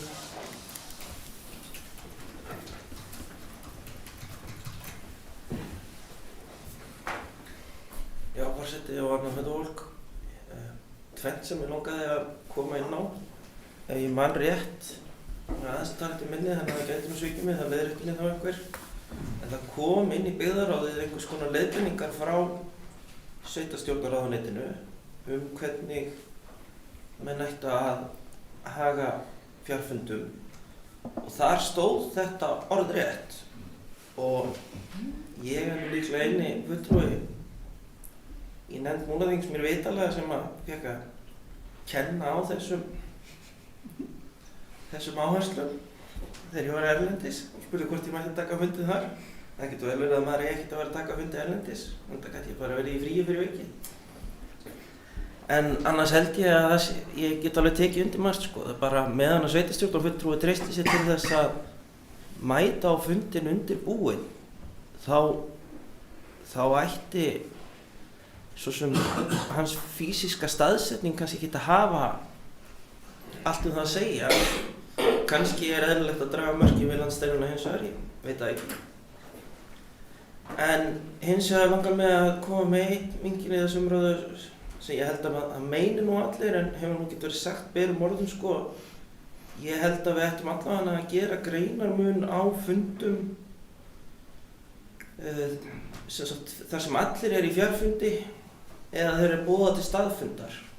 Finnst okkur alveg sömu viðmið eða heima eða sem sagt ef við ætlum eitthvað að slaka á þessum tillögum sko, finnst okkur það eiga við jafnt hundi þar sem allir eru í fjarfundi eða þeir eru boðað til staðfundar.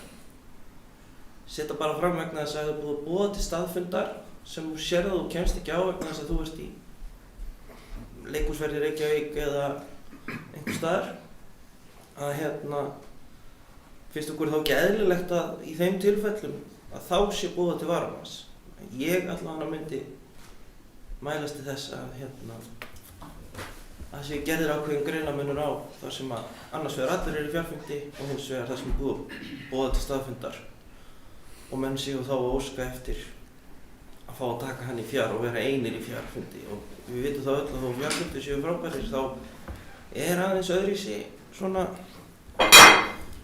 nærvera þess sem að bara í tölvuskjánum meðan allir hinn eru á staðnum.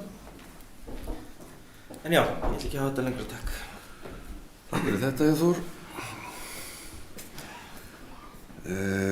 Sveitarstjórnar fulltrúi Helgi Hlynur hefur beðið morðingja svo vel ekki. Ásgrímsson. Forseti, gott fundafólk, voðalega varstu ykkur dapur yfir ég var að fara að tala. Ég ætla ekkert að segja neitt leiðilegt þannig, sko. Ég tek undir það að það megi rýmka þetta að einhverju leyti, sko. En já, ég hefði haldið miðað við landsteinana allavega, sko. Ég sé svona fyrir mér að það veri einhvern veginn skringilegt að einhverju hluti sæti Sölvheiðarbarmi og Kenni. Rallhammer. Nei, ég segi svona. En í þessum í því sem við erum að fara hér yfir eru nokkuð mörg atriði sem snúa að heimastjórnum. Við erum búin að vera að fjalla þetta talsvert mikið í byggðarráði. Færa þetta svona áherslurnar svolítið fram og tilbaka. En verið að fækka að koma heimastjórna að skipulagsmálum. Við erum búin að bakka svolítið tilbaka frá fyrstu tillögum sem fannst mér ganga allt og langt í því. Róbert Ragnarsson hefur líka varaði dálítið við þeim tillögum að það væri verið að draga dálítið mikið úr mikilvægi heimastjórnarna. En mér líst ekki illa á þann part núna. Mér leist ekki vel á þetta á kafla að mér fannst verið að gelda heimastjórnum dálítið mikið. En þær eru mjög mikilvægur svona öryggisvinkill og við þurfum að muna það. Við erum það er horft til okkar með framkvæmd á þessum málum og hvernig við gerum þetta. Þetta er tilraunaverkefni sem við þurfum bara að standa í lappirnar með. Þannig var hann ekki, takk. Takk fyrir þetta, Helgi. Fleiri hafa ekki kveðið svo ljós undir þessum lið og ég ætla því að bera tillöguna undir fundinn. Þeir sem eru henni sammála minnslega gefið með. Þeir sem eru á móti, það er engin og hún telst því samþykkt samhljóða og við erum komin að lið 10, flugum milli Egilsstaða og Reykjavíkur. Það liggur fyrir bókun frá fundi heimastjórnar Fljótsdalshéraðs dagsett 24.3.2022 þar sem meðal annars lýst yfir áhyggjum á skorti á nægu sætaframboði milli Egilsstaða og Reykjavíkur með Egilsstaða flugvöll og takmarkaðri flugtíðni undanfarin misseri. Og eftirfarandi tillaga liggur frammi. Sveitarstjórn Múlaþings tekur undir þær áherslur er framkoma í bókun heimastjórnar Fljótsdalshéraðs varðandi sætaframboð og flugtíðni á milli Egilsstaða og Reykjavíkur. Sveitarstjóra hefur falið að koma þessum áherslum og framfæri við forsvarsaðila flugfélagsins með ósk fund með sveitarstjórn. Sveitarstjórnar fulltrúi Hildur Þórisdóttir hefur beðið morðingja sem vel, Hildur.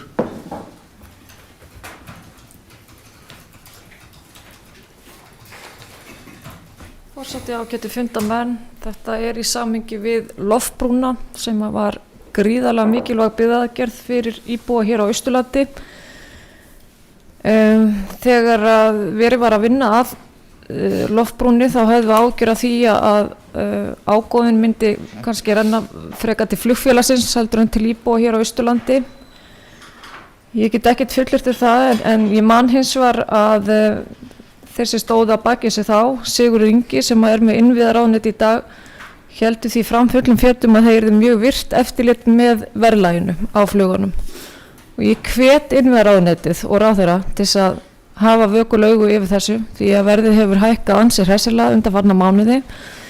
Það var frétt á Austurfrétt í gær að mig minnir þar sem að Bogi Níls kom inn á það að sætaframboðið myndi fara að lagast því að það hefði ákveðna flugvélar verið í viðhaldi, sem sagt stóru vélarnar, en bara hvet okkur og Alþingi innviðaráðuneytið til þess að fylgjast vel með þessu af því að þetta rosalega mikilvægt að við komumst milli hlandsluta í hinum ýmsu erindagjörðum án þess að þurfa að borga annan handlegginn fyrir nú utan það ef við ætlum að laða til okkar gott fólk þá þurfa þessi hluti bara að vera í lagi. Annars langar maður að spyrja bæjarstjórn okkar góða út í það hvenær fyrirhugaður fundur með Boga. Takk kærlega. Takk fyrir þetta, Hildur. Sveitarstjóri Björn Ingimarsson hefur beðið orðið, ekki svo vel, Björn.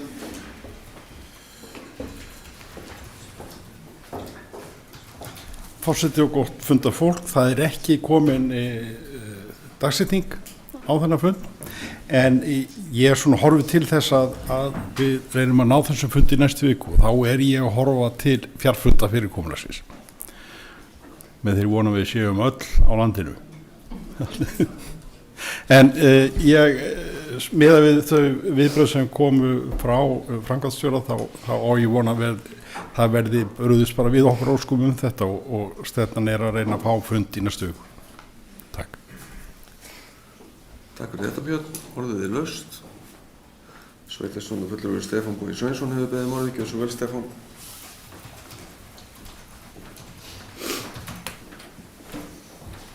Forseti og ágæta fundafólk, þó sé vissulega ástæða til að fagna því að þær upplýsingar hafi fengist frá flugfélaginu sem við köllum nú alltaf svo með ákveðnum greini, saman hvað það heitir, að þó að þær upplýsingar liggi núna fyrir að þessum fara að linna, því að vélar séu að koma úr viðhaldi, að þá finnst mér það bara ekkert alveg nóg, vegna þess að þessi staða kemur upp einmitt vegna þess að flugfélagið ekki stakkbúið til að mæta því þegar að óhjákvæmilega kemur að því að þessar vélar þurfa að fara í viðhald. Þannig að ef ekki verður einhver breyting á varðandi vélakost flugfélagsins, þá það bara tímaspursmál þangað til að aðstæðan kemur upp aftur, vegna þess að einhvern tímann aftur þarf að fara í viðhald. Þannig að það svona, það er gott að þessu linnir en krafan hlýtur að vera svo að fyrirtæki sem að ætla sér að halda út í þessari þjónustu að sé í stakkbúið til að gera það ótruflað þó að fyrirsjáanlegt viðhald komi upp. Af því það ekkert við þetta sem ég held að sé hægt að kalla óvænt. Þetta er bara eðli reksturaðis. Það þarf að vera hverju að taka vélarnar úr umferð til þess að fara yfir það. Þannig að það svona krafan verður að vera svo held ég að flugfélagið endurskoði þetta og ef að upplýsingar mínar ekki þeiminu vittlusari þá náttúrulega ástæðan fyrir þessu bara svo að það var bara ákveðið að selja flugvél. Þetta var ekki svona. Þannig að þetta eru færri vélar, erfiðar að halda upp í þjónustunni. Mér langar til að taka undir það sem framkom hjá Hildi Þórðardóttur sveitarstjórnarfulltrúa hérna áðan. Það er afar mikilvægt að það verði fylgst með verðþróun í innanlandsflugi í tengslu við loftbrúarúrræðið. Á þetta var margoft bent. Ég vil þó svona gera þann fyrirvara að þó að fólk upplifi núna svona, skrið á miðaverði upp á við, þá auðvitað hluta til náttúrulega verðum við að horfast í augu við ákveðna kostnaðarhækkanir og svo það auðvitað líka þannig að þegar að sæta framboði dregst verulega saman á náttúrulega fyrsta sem hverfur eru ódýrustu flugsætin, þannig að fleiri og fleiri sem eru að leita sér af flugsætum fá eingöngu hærri verði. Þannig að það ekki alveg sjálfgefið að þó að fólk sé að sjá hærri verð að það sé eingöngu vegna þess að flugfélagið hafi verið að þrýsta verðinu upp, það er líka bara vegna þess að vandamál sem við höfum verið að tala að sæta framboðið ekki neitt. Þannig að þetta svona, en mikilvægt að með þessu sé fylgst og það væri náttúrulega þess virði að afla þeirra upplýsingar frá einmitt innviðaráðuneytinu hvernig fylgst með. Þannig að þetta var það mikill lykil þáttur í aðferðafræðinni og var kynnt þannig að þetta væri með hluti af því skoska kerfi sem að loftbrúin í rauninni byggir á.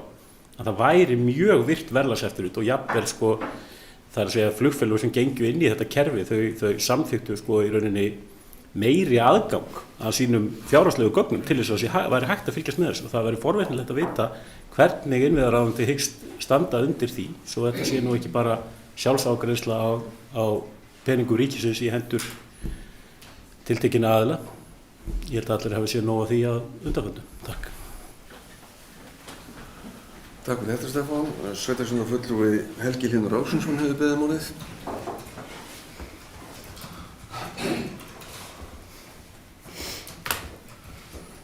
Forseti og fundafólk.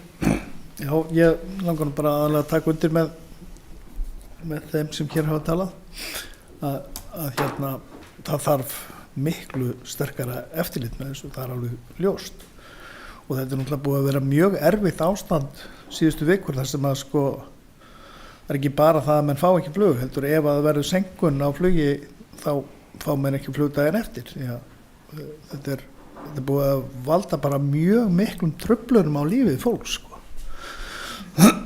þannig að með því að þetta sé komið inn í þetta módel skóskuleiðina þá þetta orðið skilgrænt sem almenningssamgöngur og það er bara óásættilegt að strætó sér fullu dögum saman það bara getur ekki sætt okkur við það þarf miklu virkara eftirlit með þessu og í sjálfu sér þetta náttúrulega það var ekkit heppilegt á öllu leyti að flugfélagið með Greini rynni inn í hitt flugfélagið með Greini yrði bara deild þar innan og ég meina eftirlitið með Icelandair í heild til þess að finna út eðlilegt verð á flugmiðum innanlands ég held að sé svolítið þungt fyrir fæti flugfélag Icelandair skilaði 13 milljarða króna tapi held ég í fyrra það er þar alveg örugglega rök fyrir háa miðaverði hér á milli en þetta er óheppilegt í mínum huga. Takk. Takk fyrir þetta Helgi. Sveitarstjórnarfulltrúi Elvar Snær Kristjánsson hefur beðið málið. Gjörðu svo vel, Elvar.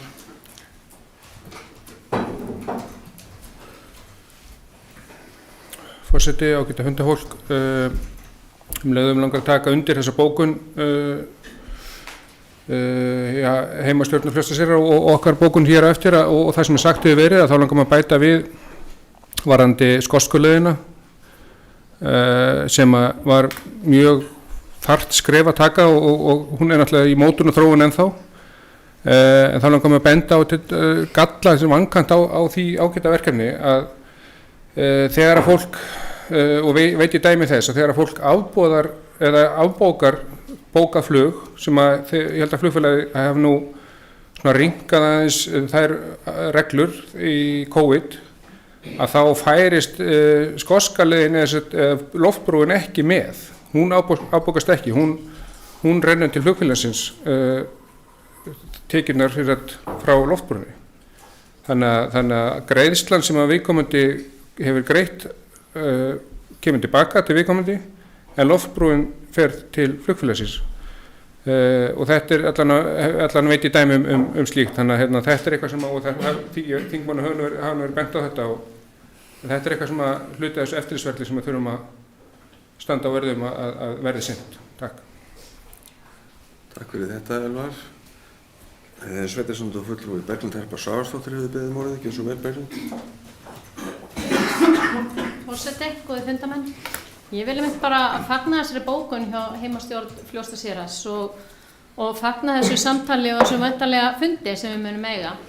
En akkúrat þessi ástæða þess af hverju eru svona fá sætaframboð, það verður gaman að fá þá skýringu og maður hefur einmitt heyrt það líka að þeir hafi selt flugvél, hvort það hafi verið bara út á COVID að það var bara var engin eftirspurn, ég hef ekki hugmynd um það, en þá verður þeir náttúrulega bara að bregðast við og það verður gott að heyra bara í þeim hljóði hvað þeir segja við því. En mér langaði einmitt að koma inn á varðandi loftbrúna líka og það er kannski hægt að þrýsta á flugfélagið sjálft. Maður kaupi nú bara svo sem rándýrt flug og festist inni með það og fær ekki eins svona breyta nafni, þannig að þó það væri ekki með það skref að maður gæti fengið að breyta nafni.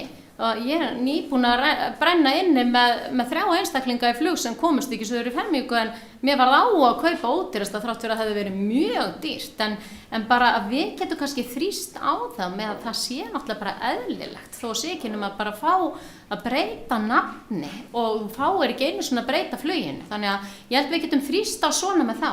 En varðandi loftbrúna, að ég held að við komumst ekkert áfram með því að tala við þá loftbrúna. Ég held að við verðum að gera sér bókun bara til innviðaráðuneytisins varðandi þróun á loftbrúnni.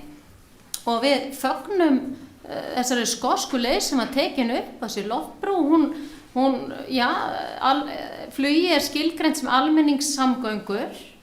Og við þurfum að þróa þessa leggi í fleiri leggi. Þetta var náttúrulega pröfuverkefni og þetta er bara virkilega að gera sig.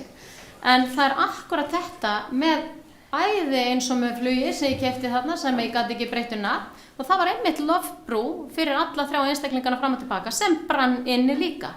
Þannig að þetta eru vankantar sem kannski hefur ekki verið hugsað alveg nógu vel út í. Og ég held að við ættum bara að gera bókun og fá annað samtal við innviðaráðuneytið eða gera öfluga bókun þessa vankanta á loftbrúnni og þróa hana frekar svo hún nýtist eins og hún á að gera. Takk fyrir. Takk fyrir þetta, Berglind. Sveitarstjórnarfulltrúi Þröstur Jónsson hefur beðið orðið, ekki og svo Þröstur.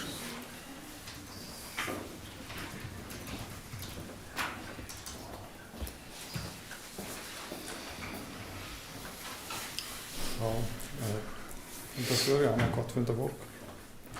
Þetta var mikil umræða flugfélagið og það er ekki ástæðulausu vegna þess að þetta er eiginlega bara líflínan okkar hér austur frá og víðar að hafa þetta góða innanlandsflug og þetta snýst svolítið hvað gerist á þessum markaði. Ég man þá tíð hérna og örugglega fleiri sem muni því að það börðust hér 2 flugfélög sætin fram og tilbaka og það var afskaplega skemmtileg þróun á flugverðum þar sem fóru langt niður fyrir það sem áður hafði þekkst. Þessi samkeppni því miður ekki til staðar lengur og fyrir því eru margar ástæður og ein ástæðan sem ég ætla bara að nefna hérna er það að aðild okkar að Evrópska efnahagssvæðinu hefur kallað fram reglugerðarfargan á ýmsum sviðum og meðal annars í varðandi flugrekstur sem kannski eiga ekkert sérstaklega við hér, ég skal ekki segja það en það væri gaman að heyra einmitt í flugfélaginu með það hvað slíkt er íþyngjandi en svona eftir því sem ég hefur rætt við þá sem til þekkja þá er þetta eina ástæðan að sko það er eiginlega varla hægt að stofna lítið flugfélag í dag og það er svo þrengt að einkaflugi töluvert með slíkum sem mann segja óþörfum reglum sem eiga ekki við hér á landi. Hitt máli sem er mjög mikilvægt hérna, það er loftbrúin okkar, þetta mikilvæga skref sem var tekið, skoska leiðin og ég held að við séum öll saman því að því ber að fagna. Ég eins og að man eftir loftbrú sem kom upp á öðru sviði hér fyrir á aldinni, ég minni að það við nú eftir aldamót en það var þegar að var ekki vörugjaldi sem var tekið af ostin.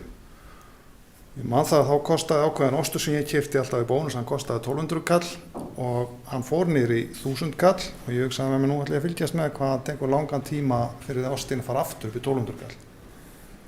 Það tók miklu styttri tíma en sko hækkun vísitölu, neyslu vísitölu, miklu styttri. Og það er einmitt með svona að sko þeir sem eru að selja vöru og þjónustu, þeir vita undir niðri hvar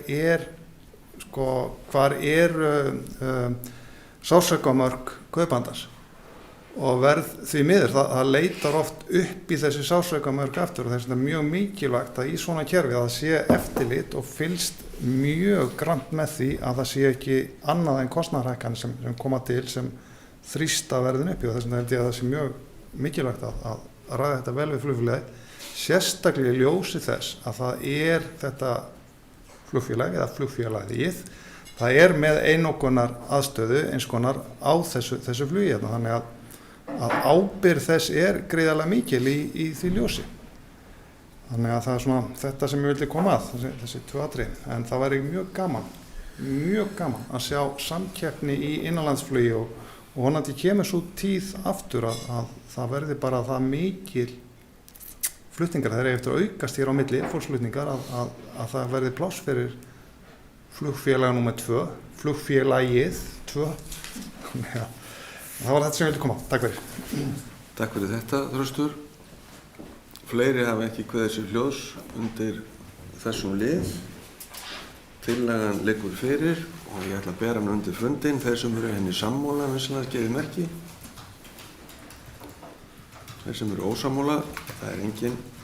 Hún er svo samþykkt samhljóða með handauppréttingu og við erum þá komin að lið 11 sem er starfsemi grunnskóla Borgarfjarðar 2021 til 2022. Það liggur fyrir minnisblað frá skrifstofustjóra varðandi starfsemi grunnskóla Borgarfjarðar auk bókana frá fundum heimastjórnar Borgarfjarðar dagsettra 25.3.2021 og fjölskylduráðs Múlaþings dagsett 27.4.2021. Og eftirfarandi tillaga liggur frammi að tillögu fjölskylduráðs samþykkir sveitarstjórnar í ljósi farsæls samstarfs grunnskólans á Borgarfirði og Fellaskóla, Fellabæ, verði starfsemin á Borgarfirði starfar sem deild frá Fellaskóla. Deildarstjóri hafi með höndum daglega umsjón með deildinni á Borgarfirði og sinni jafnframt kennslu þar. Sveitarstjórn tekur undir með heimasveit Borgarfjarðar að ef aðstæður breytast megi ráða skólastjóra við skólan á ný og orðið er laust undir þessum lið og sveitarstjórnarfulltrúi Elvar Snær Kristjánsson hefur beðið orðið. Gjörðu vel, Elvar.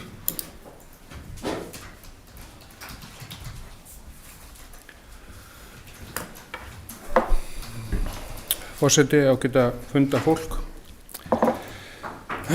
Mér langar bara að koma hérna upp við þetta tækifæri og hérna fara svona stuttlega yfir kannski þessa sögu, hún er reyndar stutt,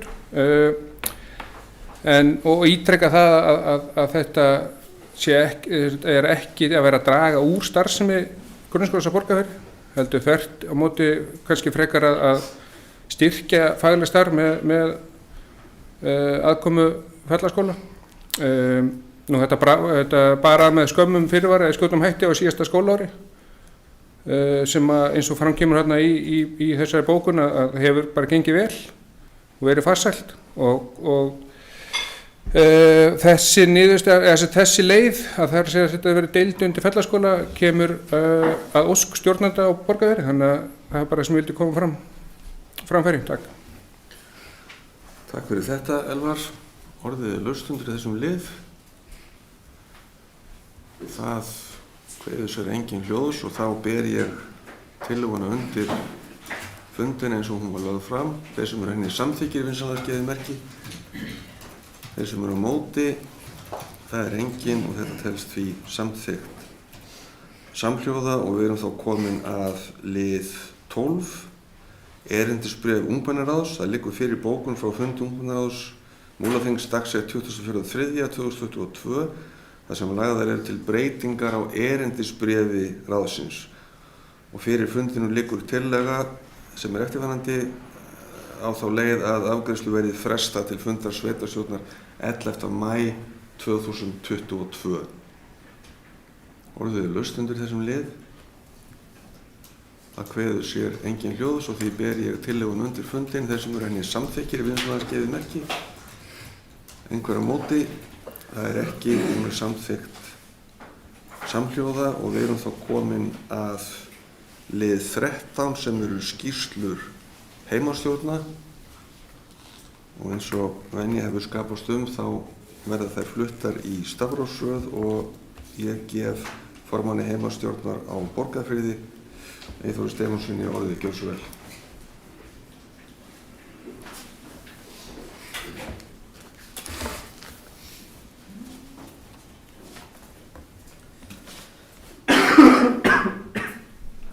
Afsakið.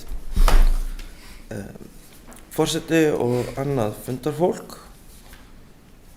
Frá síðasta sveitastjórnarfundi höfum við haldið einn heimastjórnarfund þann 7. apríl. Og langaði mig að stikla þessu stóru langaði mig að nefna hérna 3 atriði sérstaklega sem voru tekið fyrir á þeim fundi. Það barst sem sagt erindi frá Naust, náttúru, hvað heitir hann? Verndarsamtök Austurlands. Já, takk, afsakið, að þar sem var verið að benda á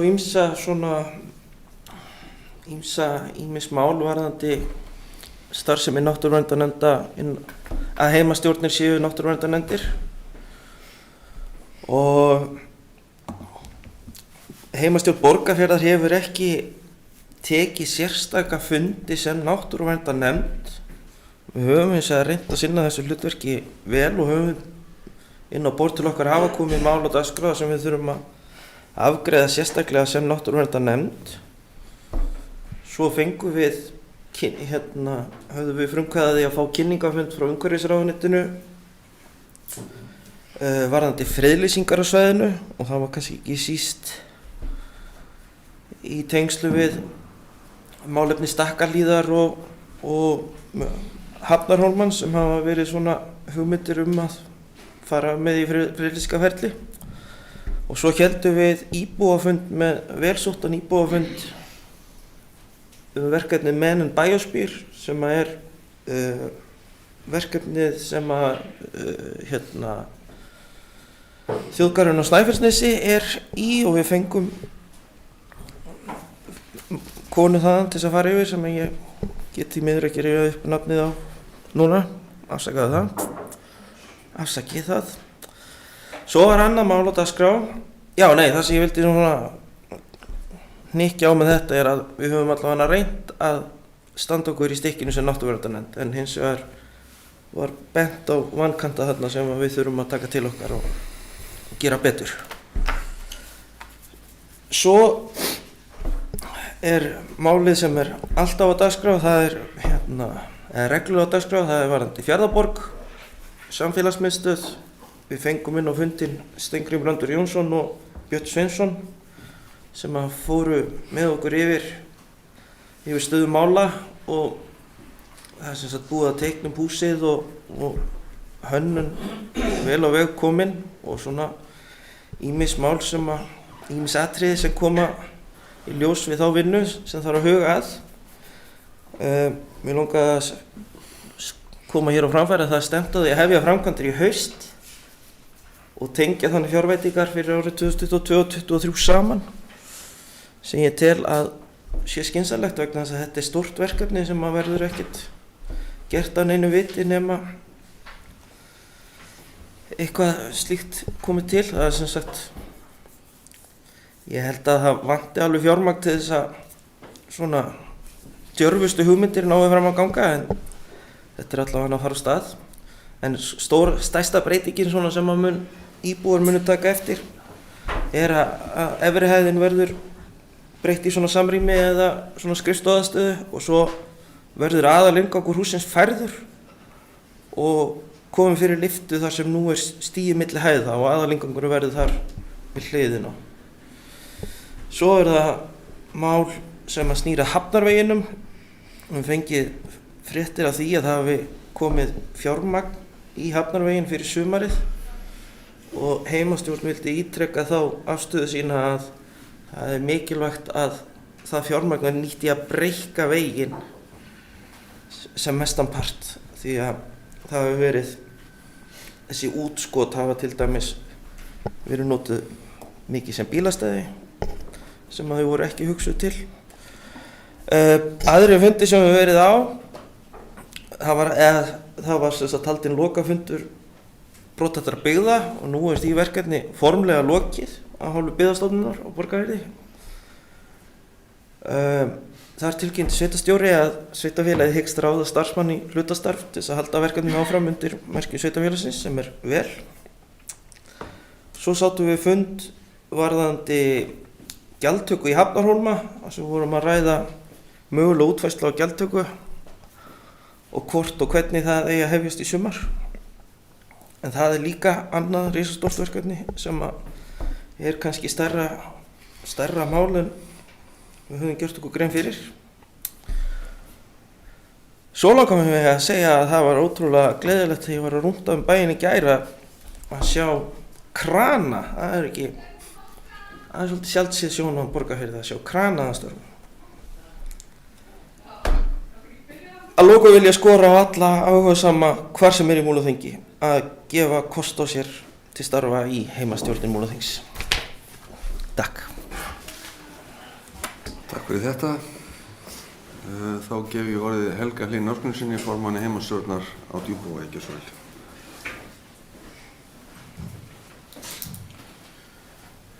Já, takk fyrir.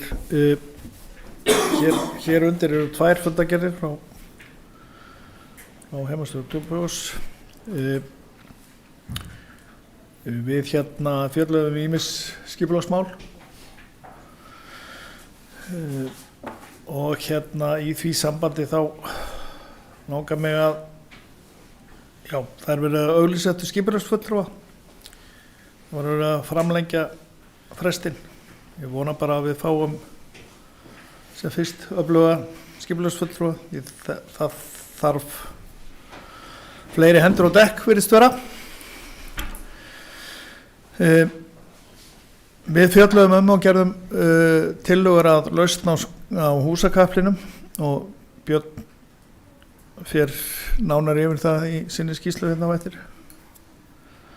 Við mótmæltum hugmyndum skerta þjónustu Eimskipa sem að okkur þykir skjóta skokku við þar sem að umsögin aukast ár frá ári að það vægi að skerða þjónustuna. Svo lögðum við svæðisskipulag Austurlands til fram til kynningar og við gerðum athugasemdir við samgöngukaflann í því ágæta plaggi þar sem stendur: einnig hefur verið kallað eftir heilsársvegi Öxi. Það þótti okkur svona fullmillt orðalag þar sem að Öxi er komin í skipulagsferli. Nei, komin í útboðsferli segi ég, og við bara biðja okkur öll að sofna ekki á verðinu með það. Það er ekki í hendi, þetta er samvinnuverkefni. Það er búið að fresta Hornafjarðarfljóti. Við megum bara, við þurfum bara virkilega að passa okkur á að fylgja því eftir.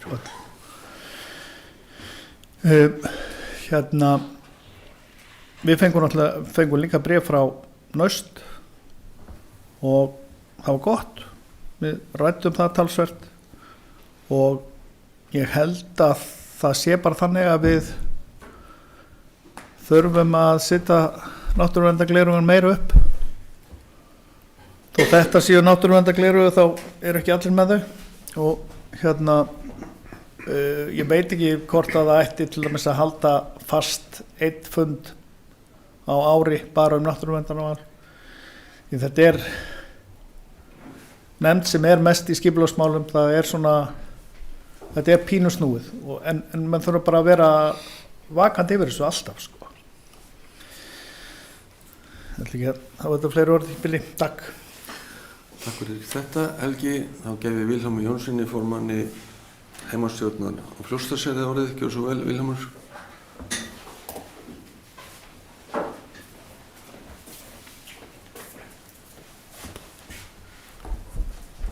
Forseti og gott fundarfólk.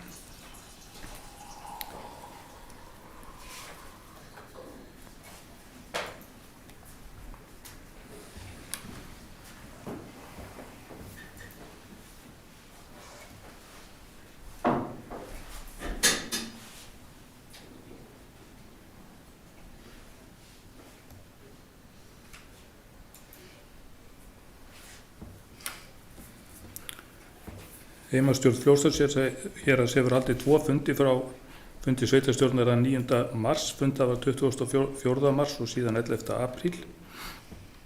Auk þess sem sjá má í fundargerð fundana var fjallað umfram eftirspurn á flugi milli Egilsstaða og Reykjavíkur sem var nú farið nokkuð ítarlega yfir núna, kannski rétt bara í því sambandi að taka fram að það var jákvætt að við fengumst viðbrögð mjög fljótt frá forstjóra Icelandair þar sem að hann skýrði svona nokkuð ítarlega ástæðurnar sem að byggðust á kannski samdrættinum sem varði í fluginu út á COVID og síðan því að þeir hafa ekki náð að fylgja eftir eftirspurninu og það er inn í spilar þessi viðhaldsmál sem voru nú tiltekin hér í umræðum áðan sko.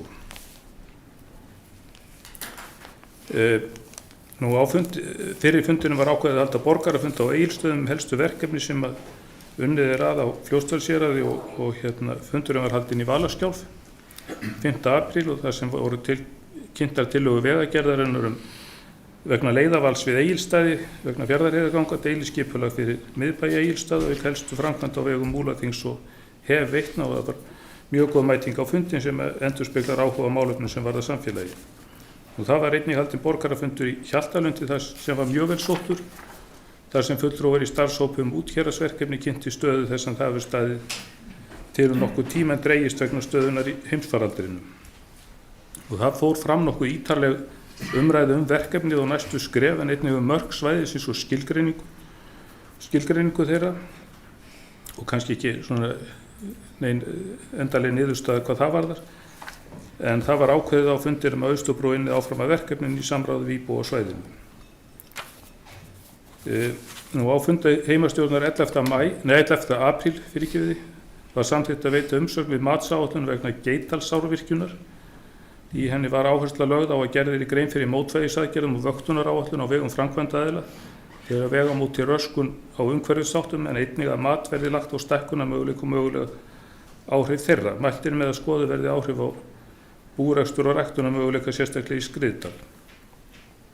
Svo einnig áhrif á aðgengi og útivistarmöguleika og fleiri þætti. Þá voru nokkrar athugasemdir gerðar við framsetningu einstakra efnisatriða í matskýrslunni.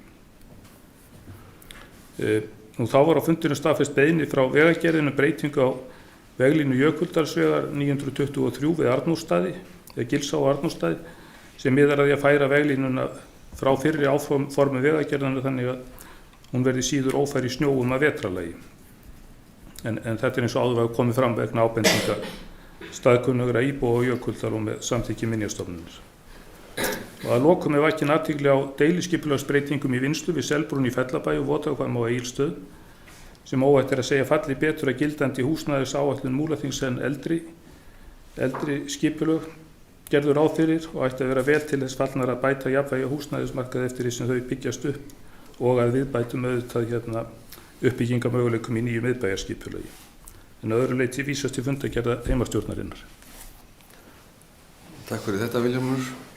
Þá gef ég sveitarstjórnarfulltrúa Berglind Hörpu Svavarsdóttur formanni heimastjórnar Seyðisfirði orðið. Gjörðu svo vel. Forseti, góðir fundamenn. Einn fundur hefur verið haldinn frá síðasta fundi sveitarstjórnar og fundurinn var 4. apríl síðastliðinn og það voru 5 fundarliðir á dagskrá.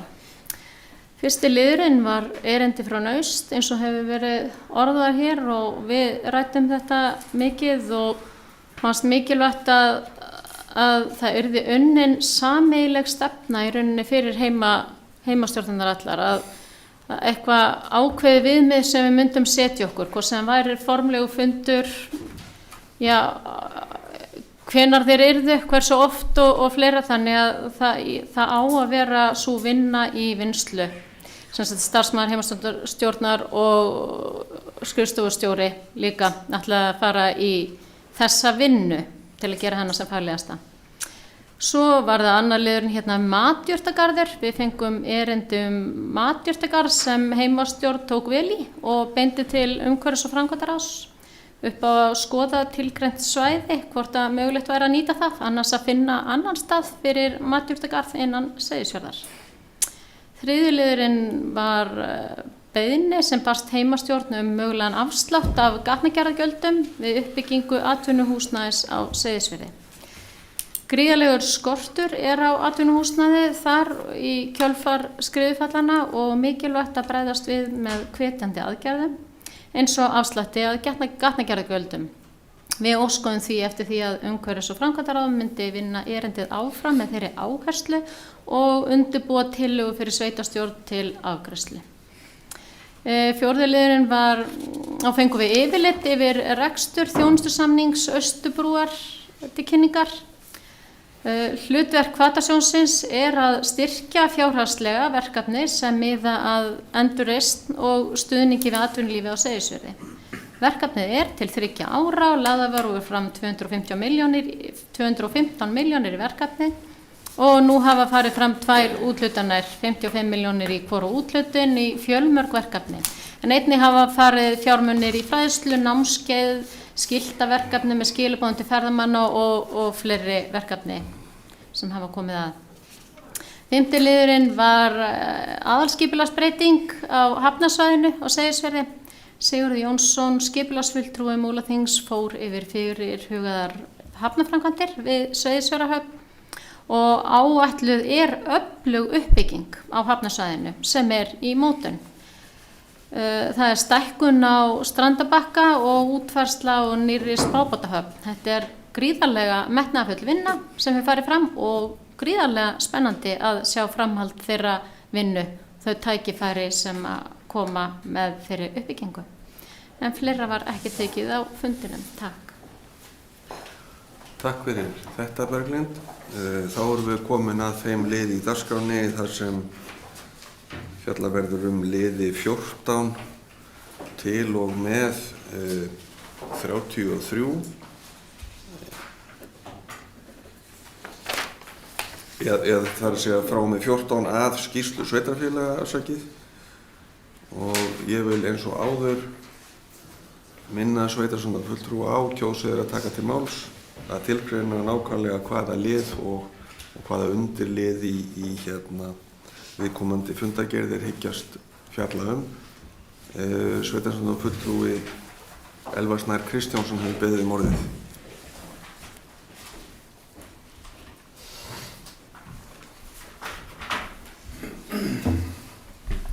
Forseti, ágæta fundafólk.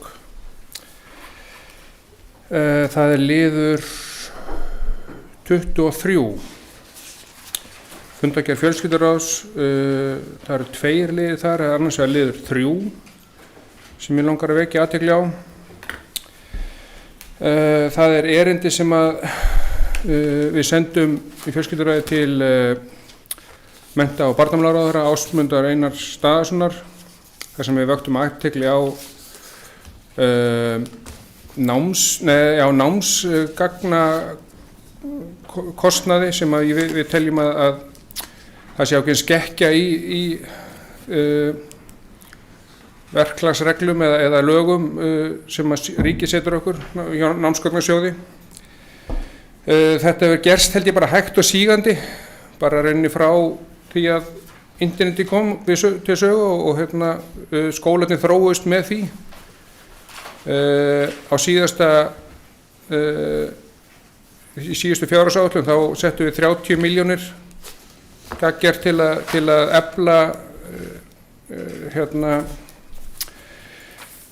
innviði til þess að styrkja þessi tæknimál í skólunum og einhverjum þykir það kannski há upphæð sem það vissulega er en hins vegar er það mín skoðun að það duga hvergi næri til að stoppa þar eins og ég hef komið inn á áður. Þannig að þetta var svona brýning til hans að skoða þessi mál og athuga hvort að það sé hreinlega að fara eftir lögum. Til að mynda er skólum óheimilt að nýta tekjustofna frá námsgagnasjóði til þess að kaupa tölvur eða tæki sem dæmi. Þannig að skólarnir verða að nota það öðru rekstrarfé. Síðan er liður 4 undir sömu fundargerð. Það sem langar að vekja athygli líka og það sem var minnisblað frá starfsfólki á þeim sviðum sem kom að. Það var þarfagreining og grunnskóla, þarfagreining skóla í Múlaþingi. Þar sem minnisblaðinu stóðu Helga Guðmundsdóttir fræðslustjóri, Hugrún Hjálmarsdóttir framkvæmda- og umhverfismálastjóri og Kjartan Róbertsson verkefnastjóri framkvæmdamála. Ég langar að segja rétt að fara kannski yfir svona niðurstöður úr þessu minnisblaði sem er á þá leið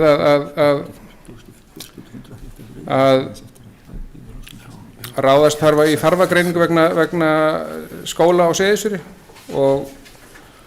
og hann verði hannaður á þessu og næsta ári og hafist handa á næsta ári samkvæmt þessu minnisblaði, þannig að við langar svona vekja athygli á þessu líka. Takk. Takk fyrir þetta, Elvar.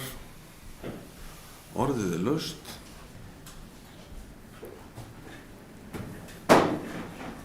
Sveitarstjórnarfulltrúi Þröstur Jónsson hefur beðið orðið. Gjörðu svo vel, Þröstur.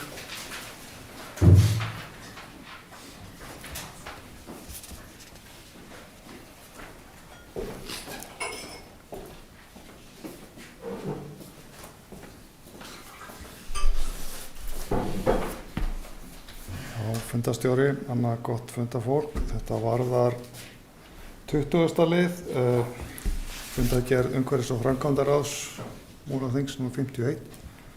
Þetta er reyndar líka, ef ég man rétt, í 19. lið á, semst fundurinn áður, en ég ætla að halda mig við 20. lið 20 og þetta er þar undir liður 6, ef maður rétt, já, 6. Það varðar aðalskipulagsbreytingu Egilsstaðir íþróttasvæði og kannski með leyfa að lesa bara hérna rétt byrjun á þessu. Fyrir umhverfis- og framkvæmdaráði liggur að fjalla að nýjum útmörk skipulagssvæðis og skilgreiningu lands í tengslum við breytingu á aðalskipulagi Fljótsdalshéraðs vegna nýs íþróttasvæðis á Egilsstöðum. Fyrir fundinu liggja 4 möguleikar, útfærslu frá skipulagsráðgjafa, skipulagsfulltrúa situr fundinn undir þessum lið. Það er ekki langt síðan að Höttur kynnti fyrir okkur hugmyndir sínar nýtt íþróttasvæði fyrir neðan menntaskóla og þar inn með klettunum fyrir neðan kirkjuna og alveg inn undir Dyngju og mjög áhugaverðar tillögur og mér leist sem fulltrúa þá mjög vel á þær. Ég verði að segja það að það hafa runnið á mig dálítið 2 grímur síðan, bæði vegna athugasemda sem þarna hafa komið upp og eins það að bara þegar maður fer að skoða þetta betur þá er þetta svæði rosalega aðþrengt. Það eru með þær hugmyndir sem eru þarna, þá eru rauninni möguleika til stækkunar engir. Það liggur nokkurn veginn fyrir að það þarf að sprengja verulega mikið úr þarna klettunum undir kirkjunni sem er fallegt svona landmót og eina af aðkomanum hérna inn í bæ. Þannig að ég er að gjalda vara við því að hér sé of hratt farið. Þetta voru tillögur, það voru engin ákvörðun tekin það að þetta yrði og mér finnst full ástæða til þess að athuga hverjir aðrir kostir eru í stöðunni. Og mér er eiginlega ekki alveg ljóst og ég er eiginlega stórhissa hvað hlutin geta gengið hratt og spenni þeirri fyrirspurn kannski til formanns umhverfis- og framkvæmdaráðs. Af hverju þetta gengur svona hratt þarna?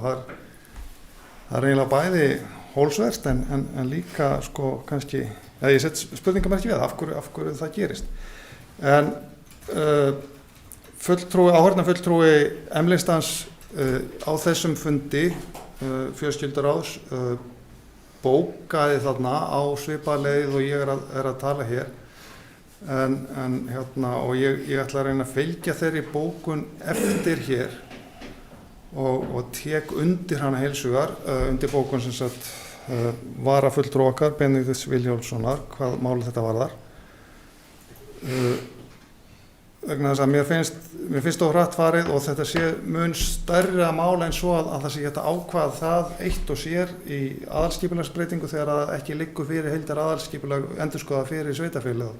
Það þurfa að skoðast mjög mikið í tengingu við aðra breytingar sem eiga eftir að koma, meðal annars það sem var nú nefnt hér áðan leiðaval frá göngum, hvort fyrir valinu verður svokölluð suðurleið eða norðurleið.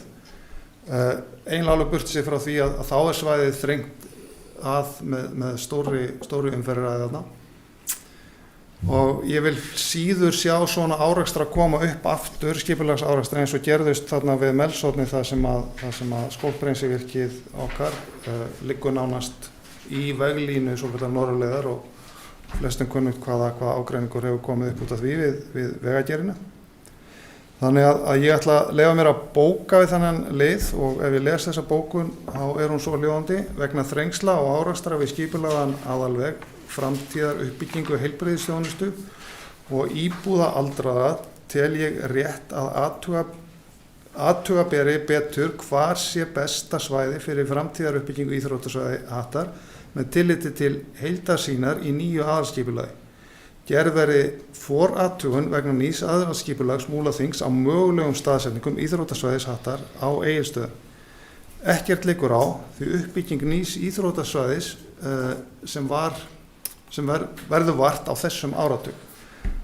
Bara svo ég bæti við það, ég sé ekki alveg að vera að tala um gríða dýrar framkvæmdir og ég skil ekki alveg hvað liggur á að taka þessa ákvörðun nú.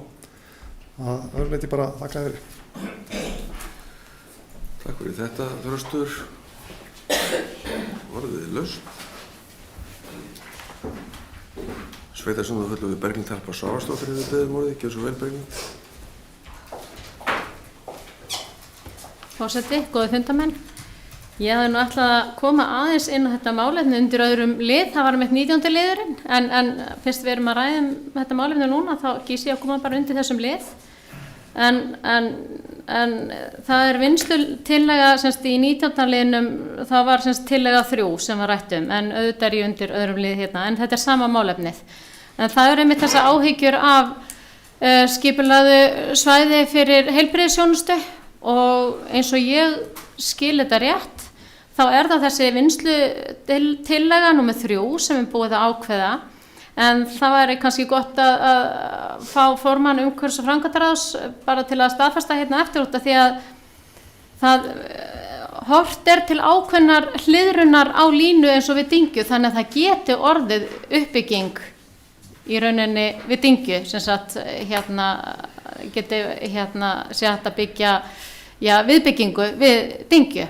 Það er náttúrulega gert ráð fyrir stóru húsnæði þar sem samfélagsmiðjan er í dag fyrir heilbrigðisþjónustu og þar sé fyrir mér öfluga heilsugæslu, bráðamóttöku með tækjakosti til bráðagreiningar sem og alls sem við þurfum í dag, svona fyrir öfluga heilsugæslu og lyfjameðferð og svona.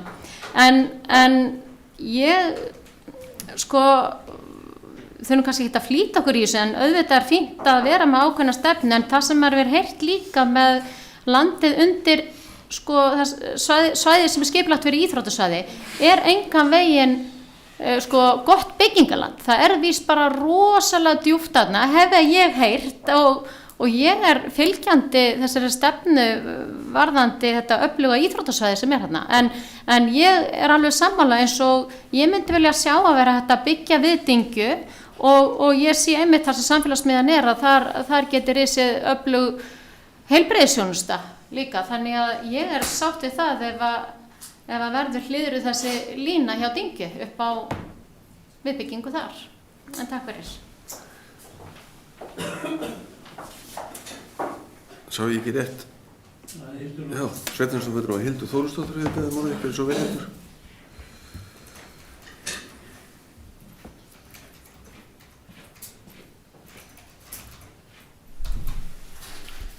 Forseti, ágætur fundamenn. Þetta varðar fund byggðarráðs Múlaþings númer 47 og þetta er mál númer 7. Fundagerð stjórnar Minjasafns Austurlands. Það er verið að vekja athygli á stöðu mála varðandi fyrirhugaðar framkvæmdir við Safnahúsið. Hún sitji í þessari byggingarnefnd sem hefur verið að vinna að framkvæmdi við Sláturhúsið og Minjasafnið eða Safnahúsið. Það er ekki miklir fjármunir eftir þegar að Sláturhúsið verður tilbúið í sumar og það er mikið tilhlökkunarefni að við fáum nýtt og glæsilegt sláturhús sem mun þjóna öllu Múlaþingi og Austurlandi vel. En mér langar hins vegar að vekja athygli á því að við þurfum að fara að skoða það vel að það vantar fjármuni í framkvæmdina sem liggja fyrir í safnahúsinu og þola enga bið. Þar eru rakaskemmdir, mygla og svo framvegis, skortur aðstöðu fyrir starfsmenn og mér langaði kannski svona aðeins að heyra frá bæjarstjóra hvort þið séum byrjuð að vinna að þessu, að þarna þurfa að vera fjármunir til reiðu. Takk. Takk fyrir þetta Hildur. Sveitarstjóri Björn Ingimarsson hefur beðið orðið. Gjörðu svo vel Björn.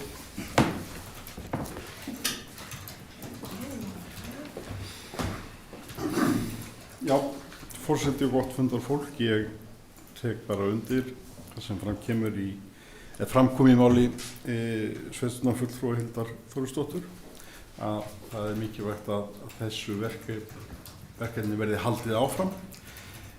Ég hef ekki litið svo á að það yrði staðar numið. Það eru fundagerðir byggingarnefndar eru til umfjöllunar verða til umfjöllunar á næsta fundi byggðarráðs og þar ger ég nú ráð fyrir að þessi mál verði rædd. Það hins vegar alveg ljóst og ég held að menn hafa alltaf gert sig grein fyrir því. Það þyrfti sjálfsagt að bæta í þennan pakka til að klára hann. En stefna sveitarfélagsins í svona eins og ég hef skilið hana hefur verið alveg skýr og hún hefur verið svo að við værum ekki þó að við værum búið með sláturhúsi þá myndum við hætta. Heldur myndum við klára þetta verkefni. Og ég vona það að við náum að gera það á þeim árum innan þess ára ramma sem við settum okkur sínum tíma. Það er að segja að við værum að fara núna þá í hönnunina vegna Bustar 2 í Safnahúsi og við færum sig inn í framkvæmdir á næsta ári. En við erum náttúrulega að vinna okkar fjárhagsáætlun og ég geri fastlega ráð fyrir að við munum gera ráð fyrir þessu í okkar fjárhagsáætlun. Ekki meira. Takk fyrir þetta Björn. Orðið er laust. Sveitarstjórnarfulltrúi Stefán Bogi Sveinsson hefur beðið orðið. Gjörðu svo vel Stefán.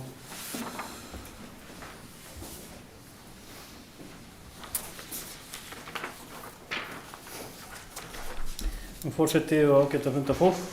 Það nú aðeins bara að taka til máls hér undir lið 14 tilefni af fyrirspurn Hildar Þórisdóttur sveitarstjórnarfulltrúa og bara nefna það að það er náttúrulega þannig að í gildandi fjárhagsáætlun yfirstandandi árs og þá eru áætlaðir fjármunir til hönnunar og sömuleiðis í gildandi 3 ára áætlun og þá hefur verið eða í þeirri í fjárfestingaáætluninni hefur verið gert ráð fyrir því til næstu ára að það verði framkvæmdir á næstu 2 árum við safnahúsið, þannig að það er ekki svo að það sé ekki gert ráð fyrir fjármunum í verkefni. En eins og ég skilið það sem komið frá byggingarnefnd þá horfir byggingarnefnd á ramma verkefnisins eins og hún og það er alveg rétt að framkvæmdir við sláturhúsið hafa orðið dýrari heldur kannski að gert ráð fyrir við þeirra verkefni að setja upp, en þá verður að horfa til þess að það var náttúrulega ákveðið að gera tölvöld meira í sláturhúsinu heldur en verkefni gerir ráð fyrir. Þannig að ég lít þannig á það er bara gildi ákveðin stefna varðandi framkvæmdina að halda áfram, en það verður líka að taka til þess að í þessari langtímaáætlun það var svo sem lá ekki til grundvallar kostnaður áætlun við framkvæmdir í safnahúsinu. Þannig að þetta eru mjög gróf áætlaðar tölur sem þar voru settar inn í áætlun. Og þarf auðvitað að vinna í því og bara í samhengi við hönnunina að kostnaðarmeta og þá stilla upp framkvæmdum. En ég ætla nú annars, það er einmitt málefni aðalskipulagsbreytingar á svæðinu sem við tölum stundum bara fyrir utan Dyngju undir liðum 19 og 20 og aðeins bara að fylgja eftir því sem Berglind Harpa Svavarsdóttir sveitarstjórnarfulltrúi sagði hérna áðan þetta með skilgreiningu svæðis fyrir uppbyggingu heilbrigðisþjónustu og það er rétt það er kannski ofmælt að þessi leið 3 eins og við sjáum í fundagögnum hafi verið ákveðin vegna þess að það var ákveðin óvissa með línuna við lóð Dyngju og það er þá hugmyndir að stemma þessi mörk opins svæðis fyrir íþróttasvæði og sem svæðis fyrir uppbyggingu heilbrigðisþjónustu þannig að það rúmi örugglega þær hugmyndir sem voru byggingu við hlið Dyngju. Þannig að það er bara það sem verið að stemma af en það gert ráð fyrir því á næsta fundi umhverfis- og framkvæmdaráðs þá liggi fyrir hinn endanlega vinnslutillaga. Þannig að þá kemur þetta skýrt fram hver tillagan að þessum mörkum.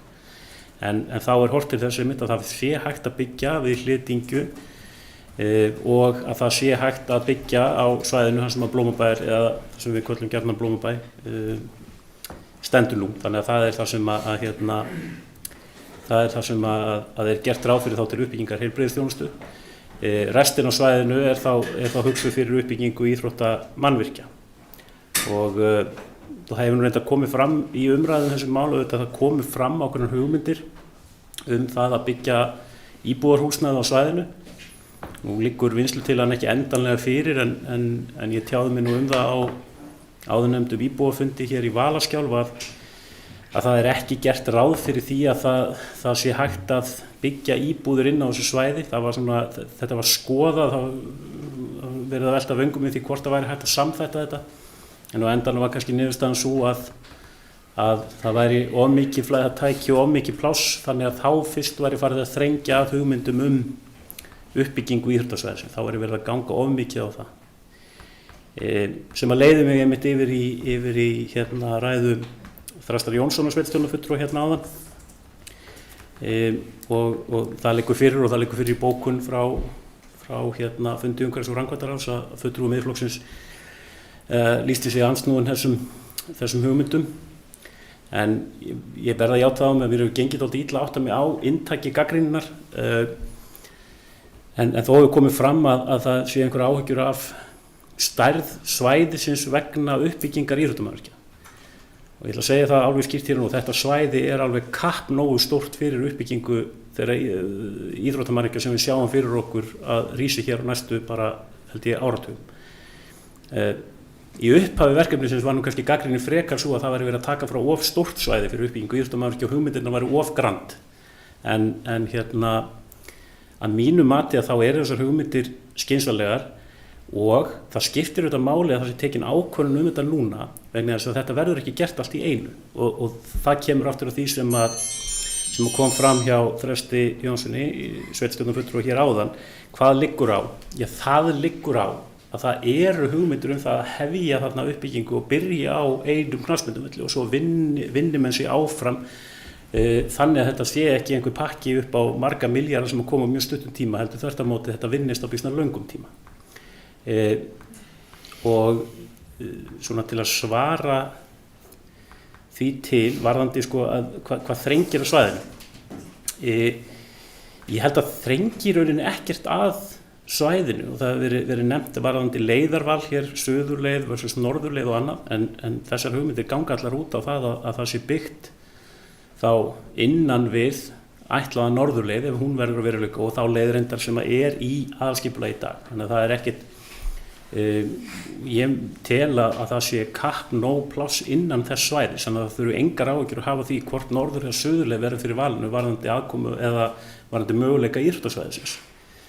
En fari svo að ekki verði, að suðurleiðin til dæmis verði fyrir valinu, þá er auðvitað ekki því til fyrirstöðu ef það kemur svo tíma að fólk verður að hugsa til enn frekar uppbyggingar íþróttamannvirkja, þá sé hægt að sækja út vissulega þá inn á tún Egilsstaðabænda en það hefur svo sem verið gert áður hér í sögu þessa þéttbýlis og er sjálfsagt ekki búið alveg ennþá. Og rétt að taka fram að í aðalskipulagi er það svæði til dæmis bara skilgreint sem verslunar- og þjónustusvæði sem að tekur þetta við. Þannig að það er engin nýlunda að sveitarfélagið hér hafi horft til þess svæðis, til uppbyggingar. En það er þá spurningi bara hvers konar uppbygging verður það. En ég vil þá bara ítreka það. Ég sé enga ástæðu til þess að vera að horfa mikið til þessu svæðis vegna þess að það svæði sem er undir í þessari breytingu er bara mjög stórt og er hægt að koma miklum mannvirkjum þar fyrir. Og það er hægt að koma þeim fyrir algjörlega án sprenginga, svo að það sé nú sagt.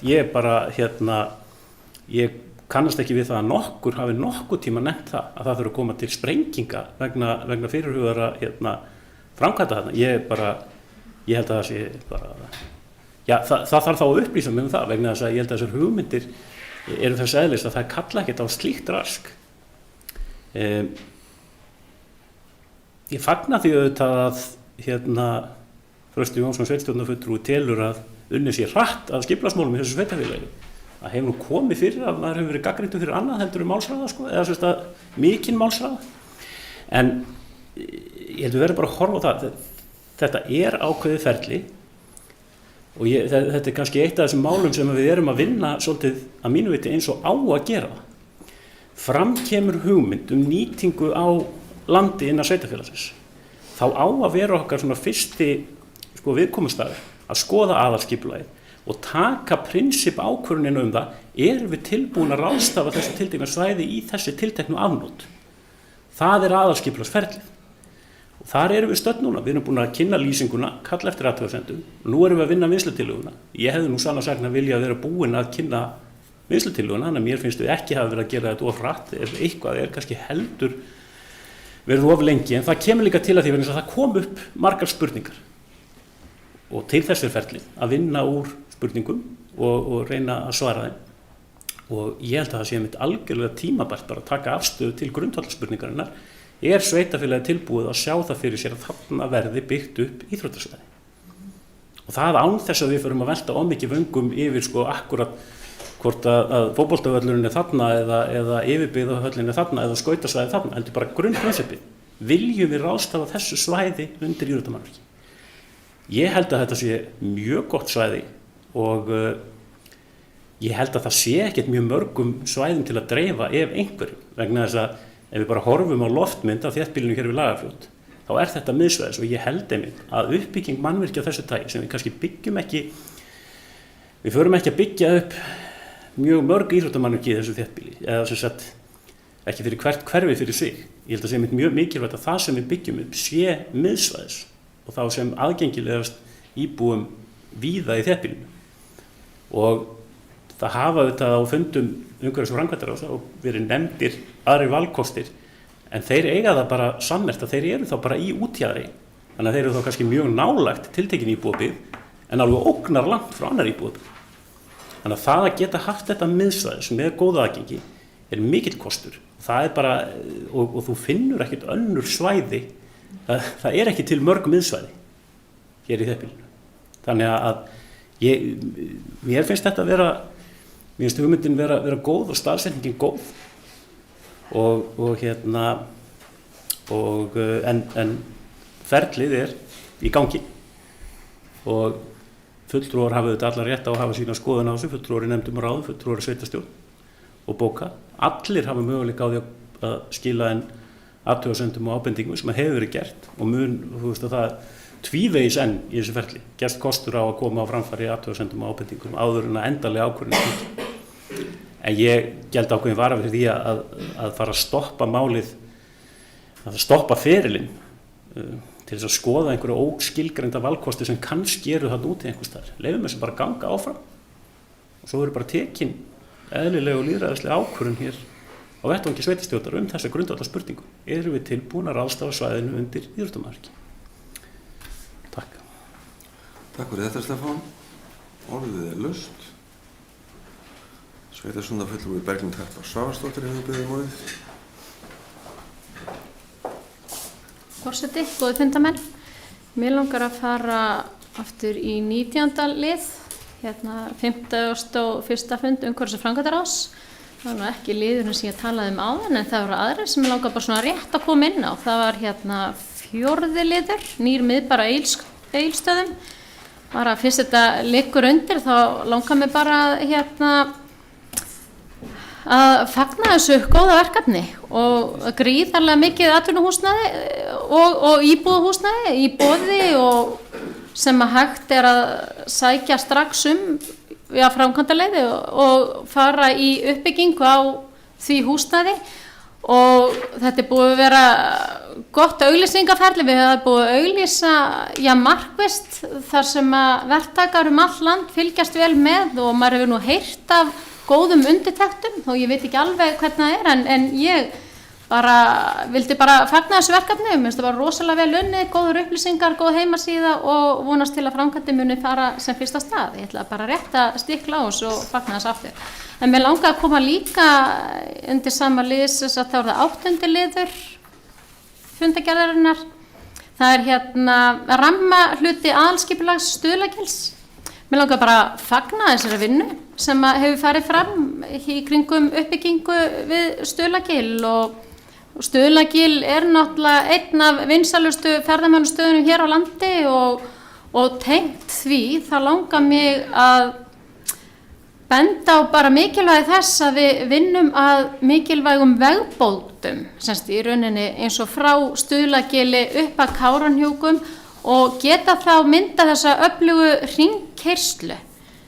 Það vantar náttúrulega uppbyggingu á veg, þarna betri veg frá brú upp í Kárahnjúka og þegar við spáum í öllum þessum hring niður í Fljótsdal og alla hringin á Stuðlagili aftur, þá er þetta gríðarlega margar perlur sem eru til staðar og ég hef meira að segja fengið fallegt nafn í mín eyru á þessu hring og silfurhringurinn, hvort sem að það verði nafnið, en manni finnst maður alltaf aðeins nær þegar maður gefur einhverju nafn, en það er að gera að fara í nafnasamkeppni, en við höfum, man ekki hvort að byggðar á það sveitarstjórn sem að við höfum nú fundið með vegagerðinni varðandi þennan vegspotta, þannig að þetta geti orðið öflugur hringur í sveitarfélaginu og ég held við ættum bara að taka upp það samtal aftur og ýta undir mikilvægi þess að það verði farið í vegbætur á þessum punkt og þetta er gríðarlega mikilvægt ef að er auðveldlega hægt að keyra þennan hring að þá staldra fólk enn lengur við í okkar sveitarfélag og á Austurlandi og þannig að ég bara þakka fyrir.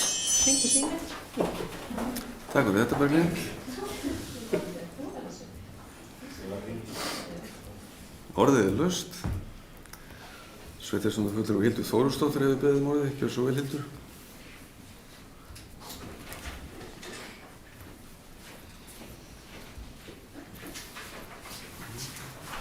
Forseti og ágæti fundamenn. Þetta varða lið 2 í 49. fundagerð byggðarás íbúðakjarni á Seyðisfirði. Það sem er tekið fyrir erindi frá Bæjatúni Houses óska eftir að sveitarfélag tækja sér jarðvegsskipti á grunni lóðar vegna fyrirhugara bygginga 8 íbúða auk félagsrýmis á Seyðisfirði. Nú veit ég að bæjarstjóri hefur legið á byggingaraðunum og langar aðeins að heyra gangmála því Seyðfirðingar orðnir svo gríðarlega langegir eftir þessum framkvæmdum sem að hafa aldrei verið mikilvægari en einmitt núna. Takk fyrir. Takk fyrir þetta, Hildur.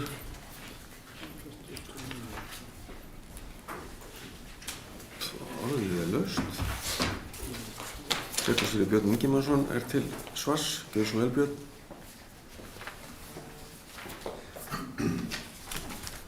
Forseti og gott fundar fólk. Já, það er varðandi íbúðakjarnan á Seyðisfirði. Ég tek bara undir það sem kom fram hjá Hildi sveitarstjórnarfulltrúa Hildi Þórusdóttur að mann er farið að lengja eftir því að sjá þetta verkefni komast að stað. Það er búið að við höfum fundað með fulltrúum Bæjartúns og Hrafnshóls og ég svona gerir mig vonir það að það finnist svona vænleg leið til að koma þessu verkefni af stað. Það allavega stendur ekki okkur en hvernig útfærslan ég get sem ekki verið að upplýsa það hér núna í beinni, það er við hefum verið að ræða ýmsar hugmyndir og ég veit að fulltrúar Bæjartúns og Hrafnshóls komu hér á svæðið og funduðu með meðal annars verktökum og hljóðið í þeim er ekki þá veru að þeir sé ekki að fara á stað. En svo er það náttúrulega bara þannig við erum ekki framkvæmdaaðili. Þannig að við munum náttúrulega sjálfsögðu þrýsta á og gera það sem að í okkar sem við mögulega getum til að koma að verkefninu áfram. Við erum að leggja þessu til stofnfé meðal annars og höfum í rauninni staðið við allt sem lítur að samningi gagnvart sveitarfélaginu. Það hefur hins vegar orðið bið á þessu hjá framkvæmdaraðila því miður. En svona mín tilfinning, ef ekki segja, hún er frekar jákvæð en neikvæð gagnvart því að þetta fari áfram. Var hægt að svara þessu lónara? Takk fyrir þetta, Hildur. Sveitarstjórnarfulltrúi Þröstur Jónsson hefur beðið orðið, gjörðu svo vel, Þröstur.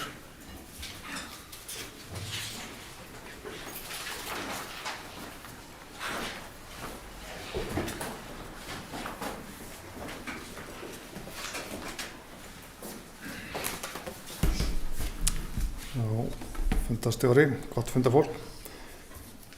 Fyrst hérna aðeins liður 19, fundagerð umhverfisframkvæmdaráðs Múlaþings nr. 50 og nákvæmlega það sem hún Berglind var að tala hérna áðan. Mér finnst það skemmtilegt að heyra þennan silfurhring, en verðum við ekki að sko toppa gullhringin og hafa þetta þá platínumhringin. Þannig að það verður að fara alveg þangað sko. En bara þar aftur, ég sko, af því að oft erum við nú að gagnrýnast oft og karpaðum eitthvað sko, en ég tek rosalega undir þetta orðinnar sambandi við rammaskipulagi hérna, og það ekki nóg með að sé þetta rammaskipulag, heldur við þarna komin 3 deiliskipulag á svæðinum sem eru, mér líst bara hugnast vel og bara mjög gaman að sjá þessu uppbyggingu þarna upp á Jökuldal og ekki bara mikil framtíð í því. Sama með miðbæjarskipulagið, ég tek undir það og hérna bara sé allt gott við þetta og bara slæ og það er úrtöluraddir að þetta mun ekki fara alveg eins og síðast með þennan, hvað heita ekki, trefillin eða hvað það var. Það er dreigillin, já. En ég er bjartsýnn með það, þetta muni bara ganga vel og þetta er búið að leggja mikla vinni í þetta og frábær framsetning á þessu og bara allt gott þetta að segja. En svo hverfi aftur að kannski því sem ég var að tala hér áðan, 20. liðin, umhverfis- og framkvæmdaráð Múlaþings, fundur 51, liður 6, varðandi þetta íþróttasvæði. Sko, ég var ekkert að segja það að þessi kostur kemur ekki til greina og ég er svo sem alveg svona semi-ánægður með þennan kost. Það sem ég kannski meira að benda á er það að, og það kannski sá munur á hugsun okkar sveitarstjórnarfulltrúa Stefánsboga að ég svona hugsa í heildarskipulaginu og með miklu lengri framtíðarsýn sko. Ég er að hugsa langt fram yfir þann tíma sem ég hef komin til græna torfu sjálfur. Þannig að bara svo ég reyna aðeins sko fá þetta koma þessu skiljanlegt form að þá er ég að horfa til þess að það verði hér veruleg uppbygging á næstu áratugum og þá er ég að tala 30, 40, 50 ár, jafnvel lengra í heilbrigðisþjónustu, í öldrunarþjónustu og háskóla og svæðinu jafnvel og þá á nærsvæði menntaskólans. Þannig það er svona þessi liði sem ég er að horfa á og líka þessi þrengst. Ég svona sjó eftir því sem sveitarstjórnarfulltrúi Stefán Bogi sagði hér áðan að þyrfti ekki að sprengja, gott og vel, það má vera að þurfi ekki að sprengja en ég er nú með tekningu hérna að þessu og bæði knattspyrnuvöllurinn og þarna, nú er glerglaus, golfhermir og eitthvað fleira. Ég teiknað töluvert upp í það sem er landið fyrir að halla, hvernig jarðvegur er það undir, það er örugglega einhver klöpparnir sem þarf þá að fleyga. Þannig það sem ég er bara að benda á er það að þetta er klemt þarna eins og þetta er teiknað upp núna á milli Nesvegarins og þessar brekku. Það er bara staðreynd. Ég er ekki að segja það útiloki það að svæði verði byggt upp þarna. Eina sem ég er að segja það að ég vildi gjarnan sjá heildar aðalskipulag endurnýjað áður en að þessi stóra framkvæmd, þetta stóra svæði yrði algjörlega tekið frá.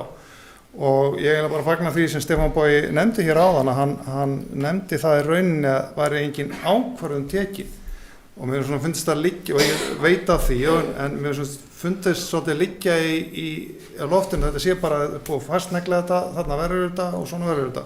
En það er þá gott að vita það er ekki, við erum þá sammála það svo er ekki enda á öll svona almenn umræð eftir að fara í þetta og kynning.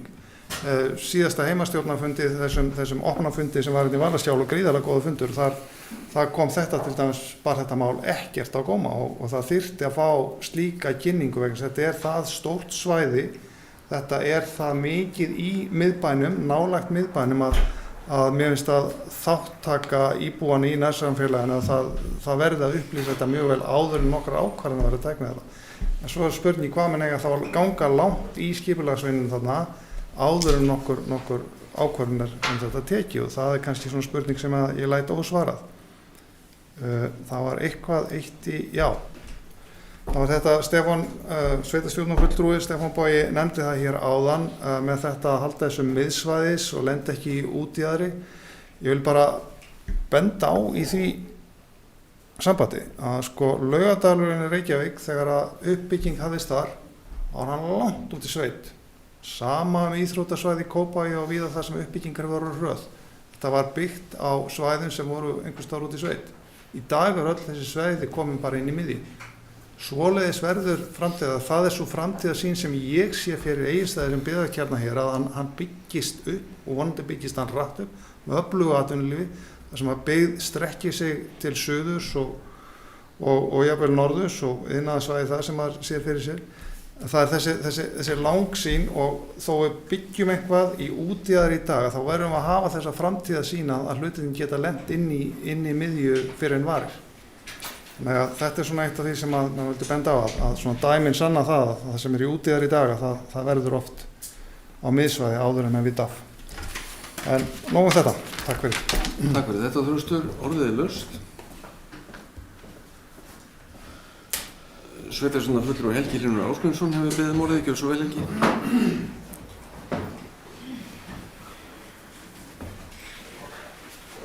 Útvarpsstjóri, það er bara samanleiða örlítið, sko, þetta er pínu umræða, en mér finnst við allt oft koma inn á það, sko, þegar það er oft svona undirliggjandi þegar við erum að ræða þessi skipulagsmál, að það hér er vissulega aðalskipulag í gildi. En það er ekki allstaðar í sveitarfélögum, það er náttúrulega í gildi, en það er útrunnið sem sagt, það er það gamalt. Við þurfum, held ég, bara sko, mér langar allavega að við förum í sko svona heildstæðari nálgun á þessi skipulagsmál og við bara samanst það að það kostar, það þarf fleira fólkin á skipulagssviðið og svo framvegis. En þetta er svolítið bútasaumslegt og það verður hvert skipulagsmál verður flóknara í ferli af því að það er ekki bak upplýsingarnar. Sko, hvert stefnum við? Stefnum við á það að fara eftir stefnum við á það að það verði fækkun eftir 3 ár og þaðan af eins og Byggðastofnun gerir ráð fyrir í sveitarfélaginu? Eða stefnum við eitthvað annað? Við þurfum að, mér finnst það vanta svolítið upp á hvert erum við að stefna, svolítið sem við séum ekki alltaf bara að horfa á einhvern einn blett, hérna ætlum við að gera þetta. Ég vil að við förum í þessu umræðu bara, hvert erum við að fara? Takk. Takk fyrir þetta, Helgi. Orðið er laust. Sveitarstjórnarfulltrúi Stefán Bogi Sveinsson hefur beðið orðið, gjörðu svo vel, Stefán. Ég sé vonin að það komið í ríkið að hverfa. Þetta er örugglega. Forseti ágætt funda fólk. Þröstur Jónsson, sveitarstjórnarfulltrúi, talar hér það sem mikilvægt að horfa langt fram í tímann. Og ég held við getum verið alveg sammála það, en þetta, sko, skipulagsmál eiga að snúast framtíðina. Okkur greinir kannski aðeins á það hins vegar til hversu langrar framtíðar er einmitt skynsamlegt að horfa. Vegna þess að hættan við það að vera alltaf að horfa ofboðslega langt inn í framtíðina er svo að þú takmarkir möguleikana þá kannski til þess að gera hluti á bara næstu 10 árum. Það þarf að finna einhvern meðalveg. Og Þröstur sagði hér áðan, hann vildi horfa til þess tíma þar sem hann yrði komin undir græna torfu og ég meina ef að ég þekki lífslíkur egla rétt þá er bara mjög langt þangað til. Þannig að ég vara bara svolítið við þessu að ef við erum alltaf að hugsa í sko einhverjum LSD hugsunarhætti, þá meina ég langstærsti draumur hugsunarhætti, ekki hitt sem að þeir voru að hugsa að þá einhvern veginn þá horfum við á og segjum já nei, þetta svæði þurfum við að taka frá vegna þess að hér ætlum við að byggja sjúkrahús eða háskóla sem er ekkert í pípunum það að segja skynsamlegt að gera ráð fyrir, er ekkert nema draumsýn á meðan við erum með aðrar hugmyndir og nýtingu sem eru raunhæfari og myndur nýtast okkur vel miklu næri tíma af því að við höfum ekki til að bera þann hæfileika að sjá svona langt inn í framtíðina, það getur allt hafa breyst, allar forstur hafa breyst þannig að það er gott að hugsa til framtíðar en það getur líka bara verið heftandi að vera í því sem að ég hef nú stundu kalla bara svona í svona vísind- og skáldsögulegum hugsunarhætti sko. Bara hvað gerist ef við þurfum að byggja hérna 4.000 fermetra hátæknisjúkrahús? Bara það ekki að fara að gerast.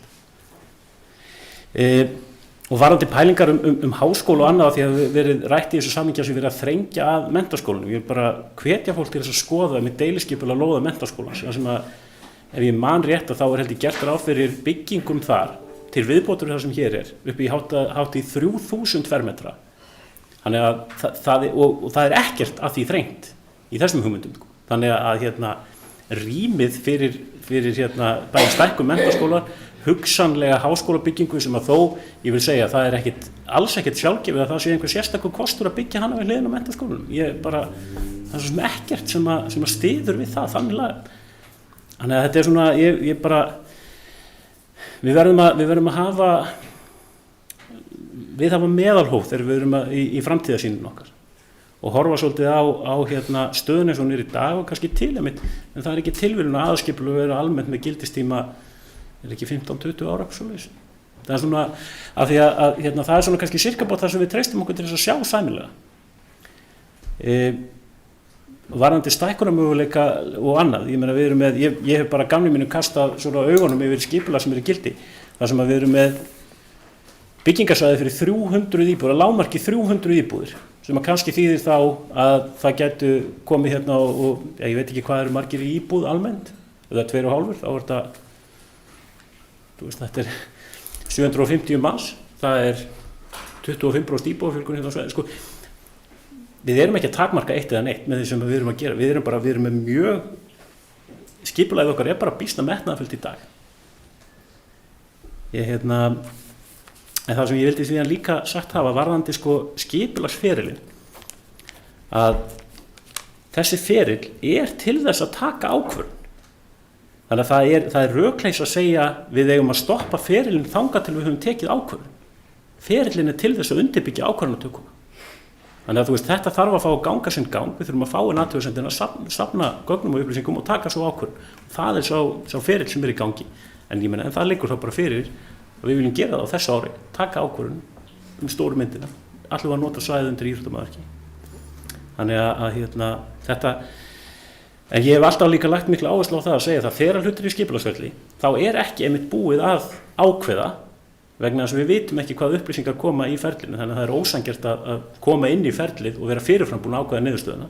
En ég get eins og sagt mína skoðun, ég vil að þetta ferli endi með því að við samþykkjum að þarna verði íþróttasvæði. Og það hefur ekkert komið fram sem að hefur fengið mig til að skipta skoðun á því. Takk fyrir þetta, Stefán. Sveitarstjórnarfulltrúi Hildur Þórsdóttir hefur beðið orðið, gjörðu svo vel, Hildur.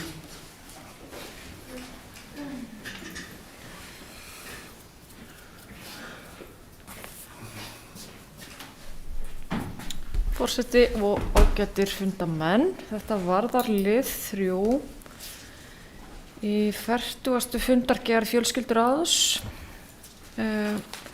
Erindi til sveitarfélaga vegna móttöku flóttafólks. Og þar tekið undir bókun sveitarstjórnar sem við sendum frá okkur nú daginn. Mig langaði aðeins að heyra, formaður ekki hér? Hann þurfti að víkja fundi. Já, þá veit ekki hvort að geta okkur annar svarað sem mig langaði að heyra hver staða mála væri á þessum vinnuhóp sem settu var saman vegna móttöku flóttafólks. Það kom fram í fréttunum núna bara í hádeginu að það von á miklum fjölda til Íslands eftir páska vegna ástandsins í Úkraínu. Við erum búin að vera að ræða málefni flóttafólks síðan í september og mig langaði að heyra stöðumála á þessum vinnuhóp. Takk fyrir.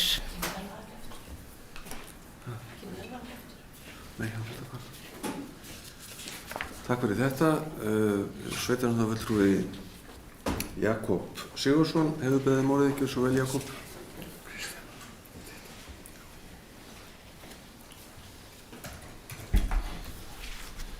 Já, forseti var í fundamenn.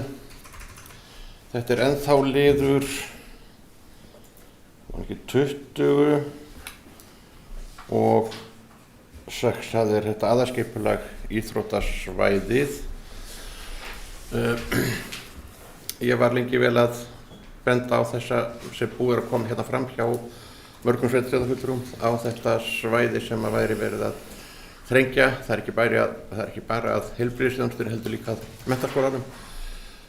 Ég tel að það sé búið að svona taka á því hvorutveggja sko. Þannig að þetta sé kannski bara besta mála þetta komið þarna og sjá bara hvað gerist með það.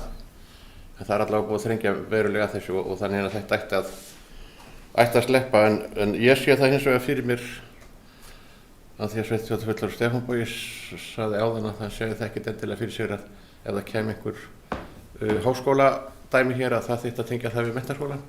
Ég sé það hins vegar fyrir mig þannig en vegna þess að þá væri hægt að samnýta kennara þarna á milli. Að það væri hægt að gera einhvers konar byggingu þar ef að því verður en það er náttúrulega ekkert í pípunum ennþá. Svo vil ég bara benda á það því að sveitarstjórnarfulltrúi Helgi Hlynur Árgrímsson sagði hér áðan að aðalskipulag sem rennur út. Það rennur ekkert aðalskipulag út.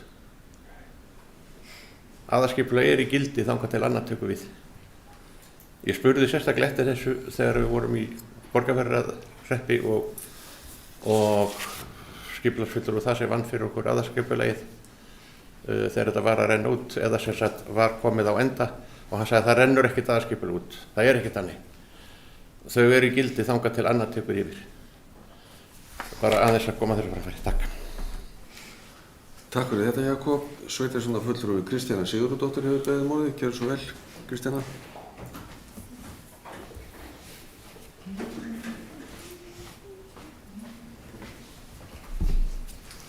Forseti og annað fundafólk. Ég kem hérna undir, það er eitthvað smá misræmi hérna á númerum. Sem sagt, ég kem hérna undir lið, samkvæmt tölvunni hérna undir lið 22, sem er hérna 40. fundur fjölskylduráðs, þess að svara fyrirspurn Hildar, en á blaðinu sem við fengum hérna útlitað þá var þetta liðu 21. Þannig ég pínu, en þetta er allan að fundagerð, 40. fundur fjölskylduráðs. Og til þess að svara sem sagt Hildi lið 3, hvað var þar hérna ráðir eða nefndina sem var skipuð til þess að fara yfir mál flóttamanna. Þau hafa fundað 2 svar. Ég sem sagt sitt í fjölskylduráði en ég er ekki í þessari nefnd.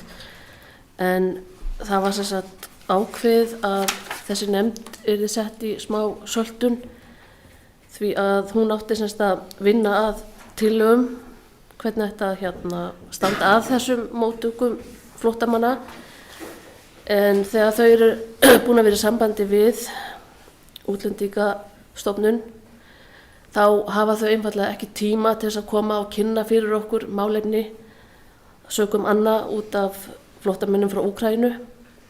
Þannig að hún var sett í smá söltun þessi nefnd og væntanlega þá tekur hún til starfa nýju þegar vera að létta á Útlendingastofnun. Þannig að ég vona að þetta svari einhverju fyrir Hildi. Takk. Takk fyrir þetta. Orðið er laust og það kveður sér engin hljóðs. Þá lít ég svo á að umræðu fundargerðir allt fram að skýrslu sveitarstjóra í dagskrá sé búið og við höldum dagskrá áfram og við erum komin að síðasta lið fundarins sem er skýrsla sveitarstjóra og ég gef sveitarstjóra Birni Ingimarssyni orðið.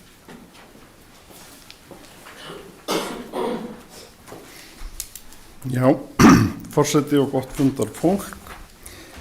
Þá ætla ég svona að fara yfir það helsta sem á dagana hefur drifið frá okkar síðasta fundi sem var 10. mars eða 9. En það er svona eitt og annað sem hefur verið í gangi. Við áttum ágæta fund með fulltrúum innviðaráðuneytisins, komum hingað austur og það sem að við svona kannski vorum helst að fara yfir með þeim, það var og það sem þau höfðu hug á að fá upplýsingar það er hvernig hefði tekist til við sameiningunum vegna þess að það eru ákveðnar áherslur og ákveðnar leiðir sem eru farnar í stjórnsýslu Múlaþings sem eru ekki fordæmi fyrir hjá öðrum sveitarfélögum og við áttum ágæta yfirferð með þeim það. Þetta snýr náttúrulega fyrst og fremst að heimastjórnunum, þannig að sem að þau svona eru að velta fyrir sér eins og eðlilegt þar sem við erum að nýta okkur í rauninni undanþágu ákvæði eða tilraun ákvæði í sveitarstjórnarlögunum. Áttu einnig fund með efnahags- og viðskiptanefnd Alþingis varðandi þingsályktunartillöguna endurskoðun laga ofanflóðasjóð og þar kom ég bara því nokkuð ákveða framfæri sem að við höfum í rauninni lagt áherslu á. Það þetta í rauninni óréttlæti sem að maður skynjar eða manni finnst að sé þarna í framkvæmd þessara laga.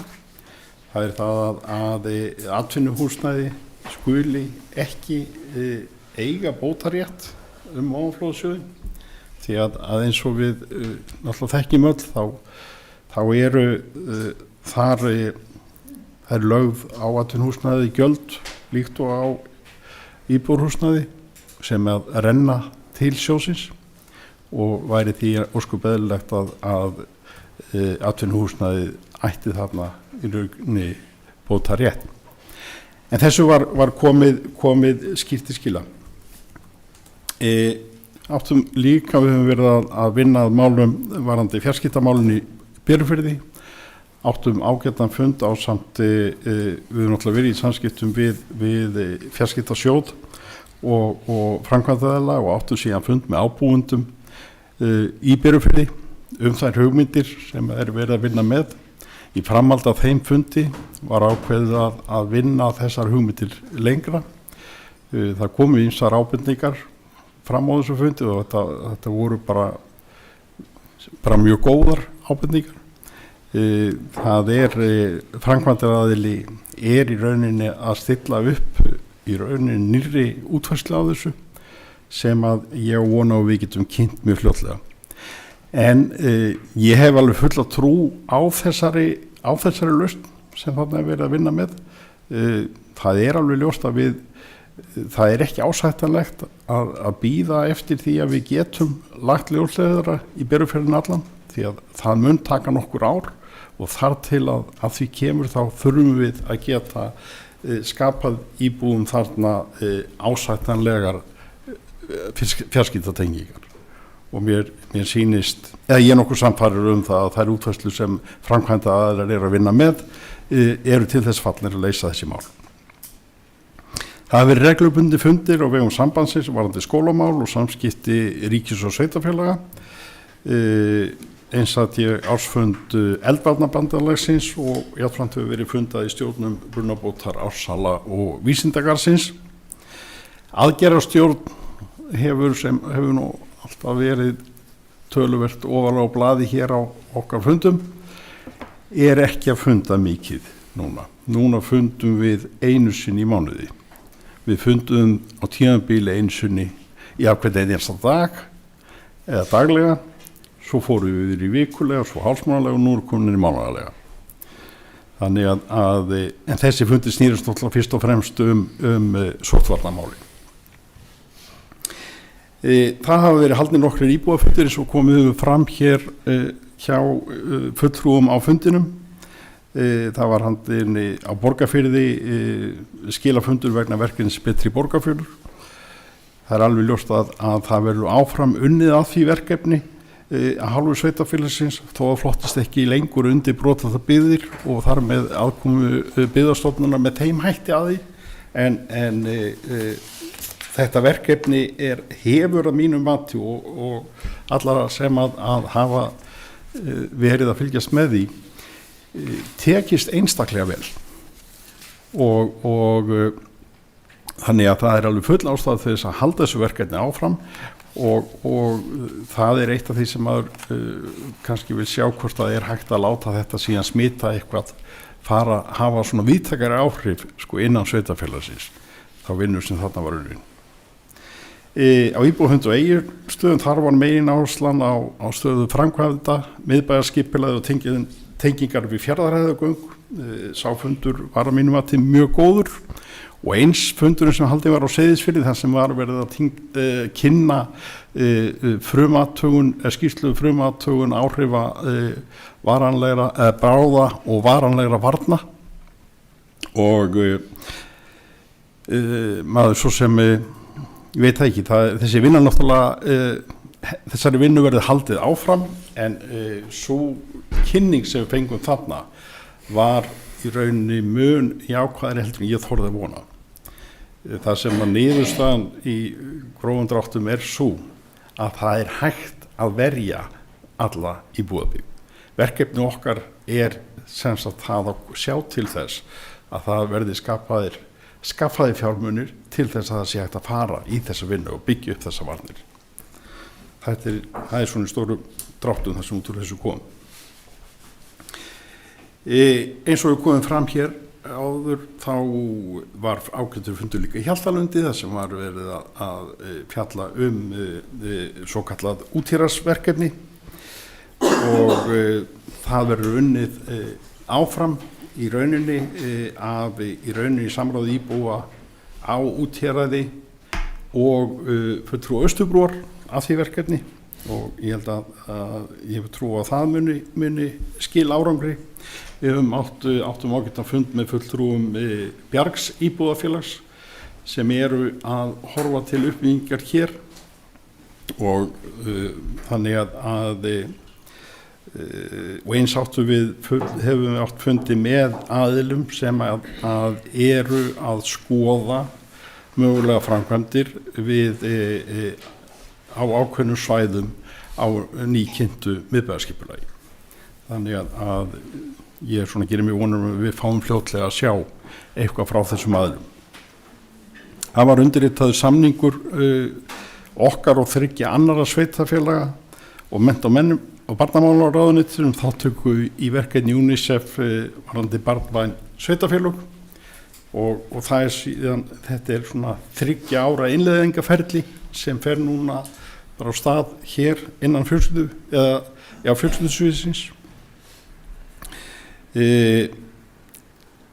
Við eins og kom fram hjá sveitarstjórnarfulltrúa Helga Hlín þá var í rauninni var til niðurstaða varðandi svo kallaðan húsakapal eins og við kallaðan á Djúpavogi en það snýst framtíða fyrirkomulag þjónustu og menningarhúsnæðis á Djúpavogi eftir að vera búið að setjast fara bara vel yfir þessi mál þá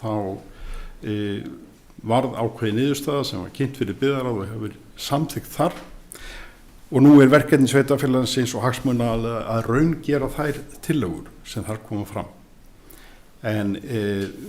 og það ágætt að þessar tillögur í rauninni liggja fyrir núna þegar við erum í rauninni að vinna í vinnslu við okkar rammaáætlun því að við þurfum að gera ráð fyrir, við erum þarna bæði að losa húsnæði sveitarfélagsins en við erum líka að gera ráð fyrir því að fara í fjárfestingar en þarna verið að horfa að mínum mati bara á mjög svona vænlegar lausnir. Það var gengið frá kaupum á landi í Fellabæ sem hefur verið unnið að í þónokkrum tíma og nú unnið að því að stofna þar atvinnu og íbúðarlóðir sem þar auglýstar mjög fljótlega. Og svo kannski rétt að koma því á framfæri að vegna þeirra fyrirspurnar sem hafa og umræðu sem kom hér aðeins fram varðandi mögulega móttöku flóttamanna að við höfum áttu fund með eigendum Eyða þar sem þeir eru með svona ákveðna hugmyndir að útfærslu sem að við erum þá að horfa til að gæti orðið þá samstarfsverkefni landeigenda eða eigenda Eyða, sveitarfélagsins og ríkisins. Við áttum ágætan fund með þeim núna í morgun síðast þar sem að hugmyndirnar voru svona kynntar og ég vona því að geta lagt í raunni þær hugmyndir fyrir á næsta fund byggðaráðs og í framhaldi af því verður þá tekin ákvörður það hvernig við stígum næstu skref.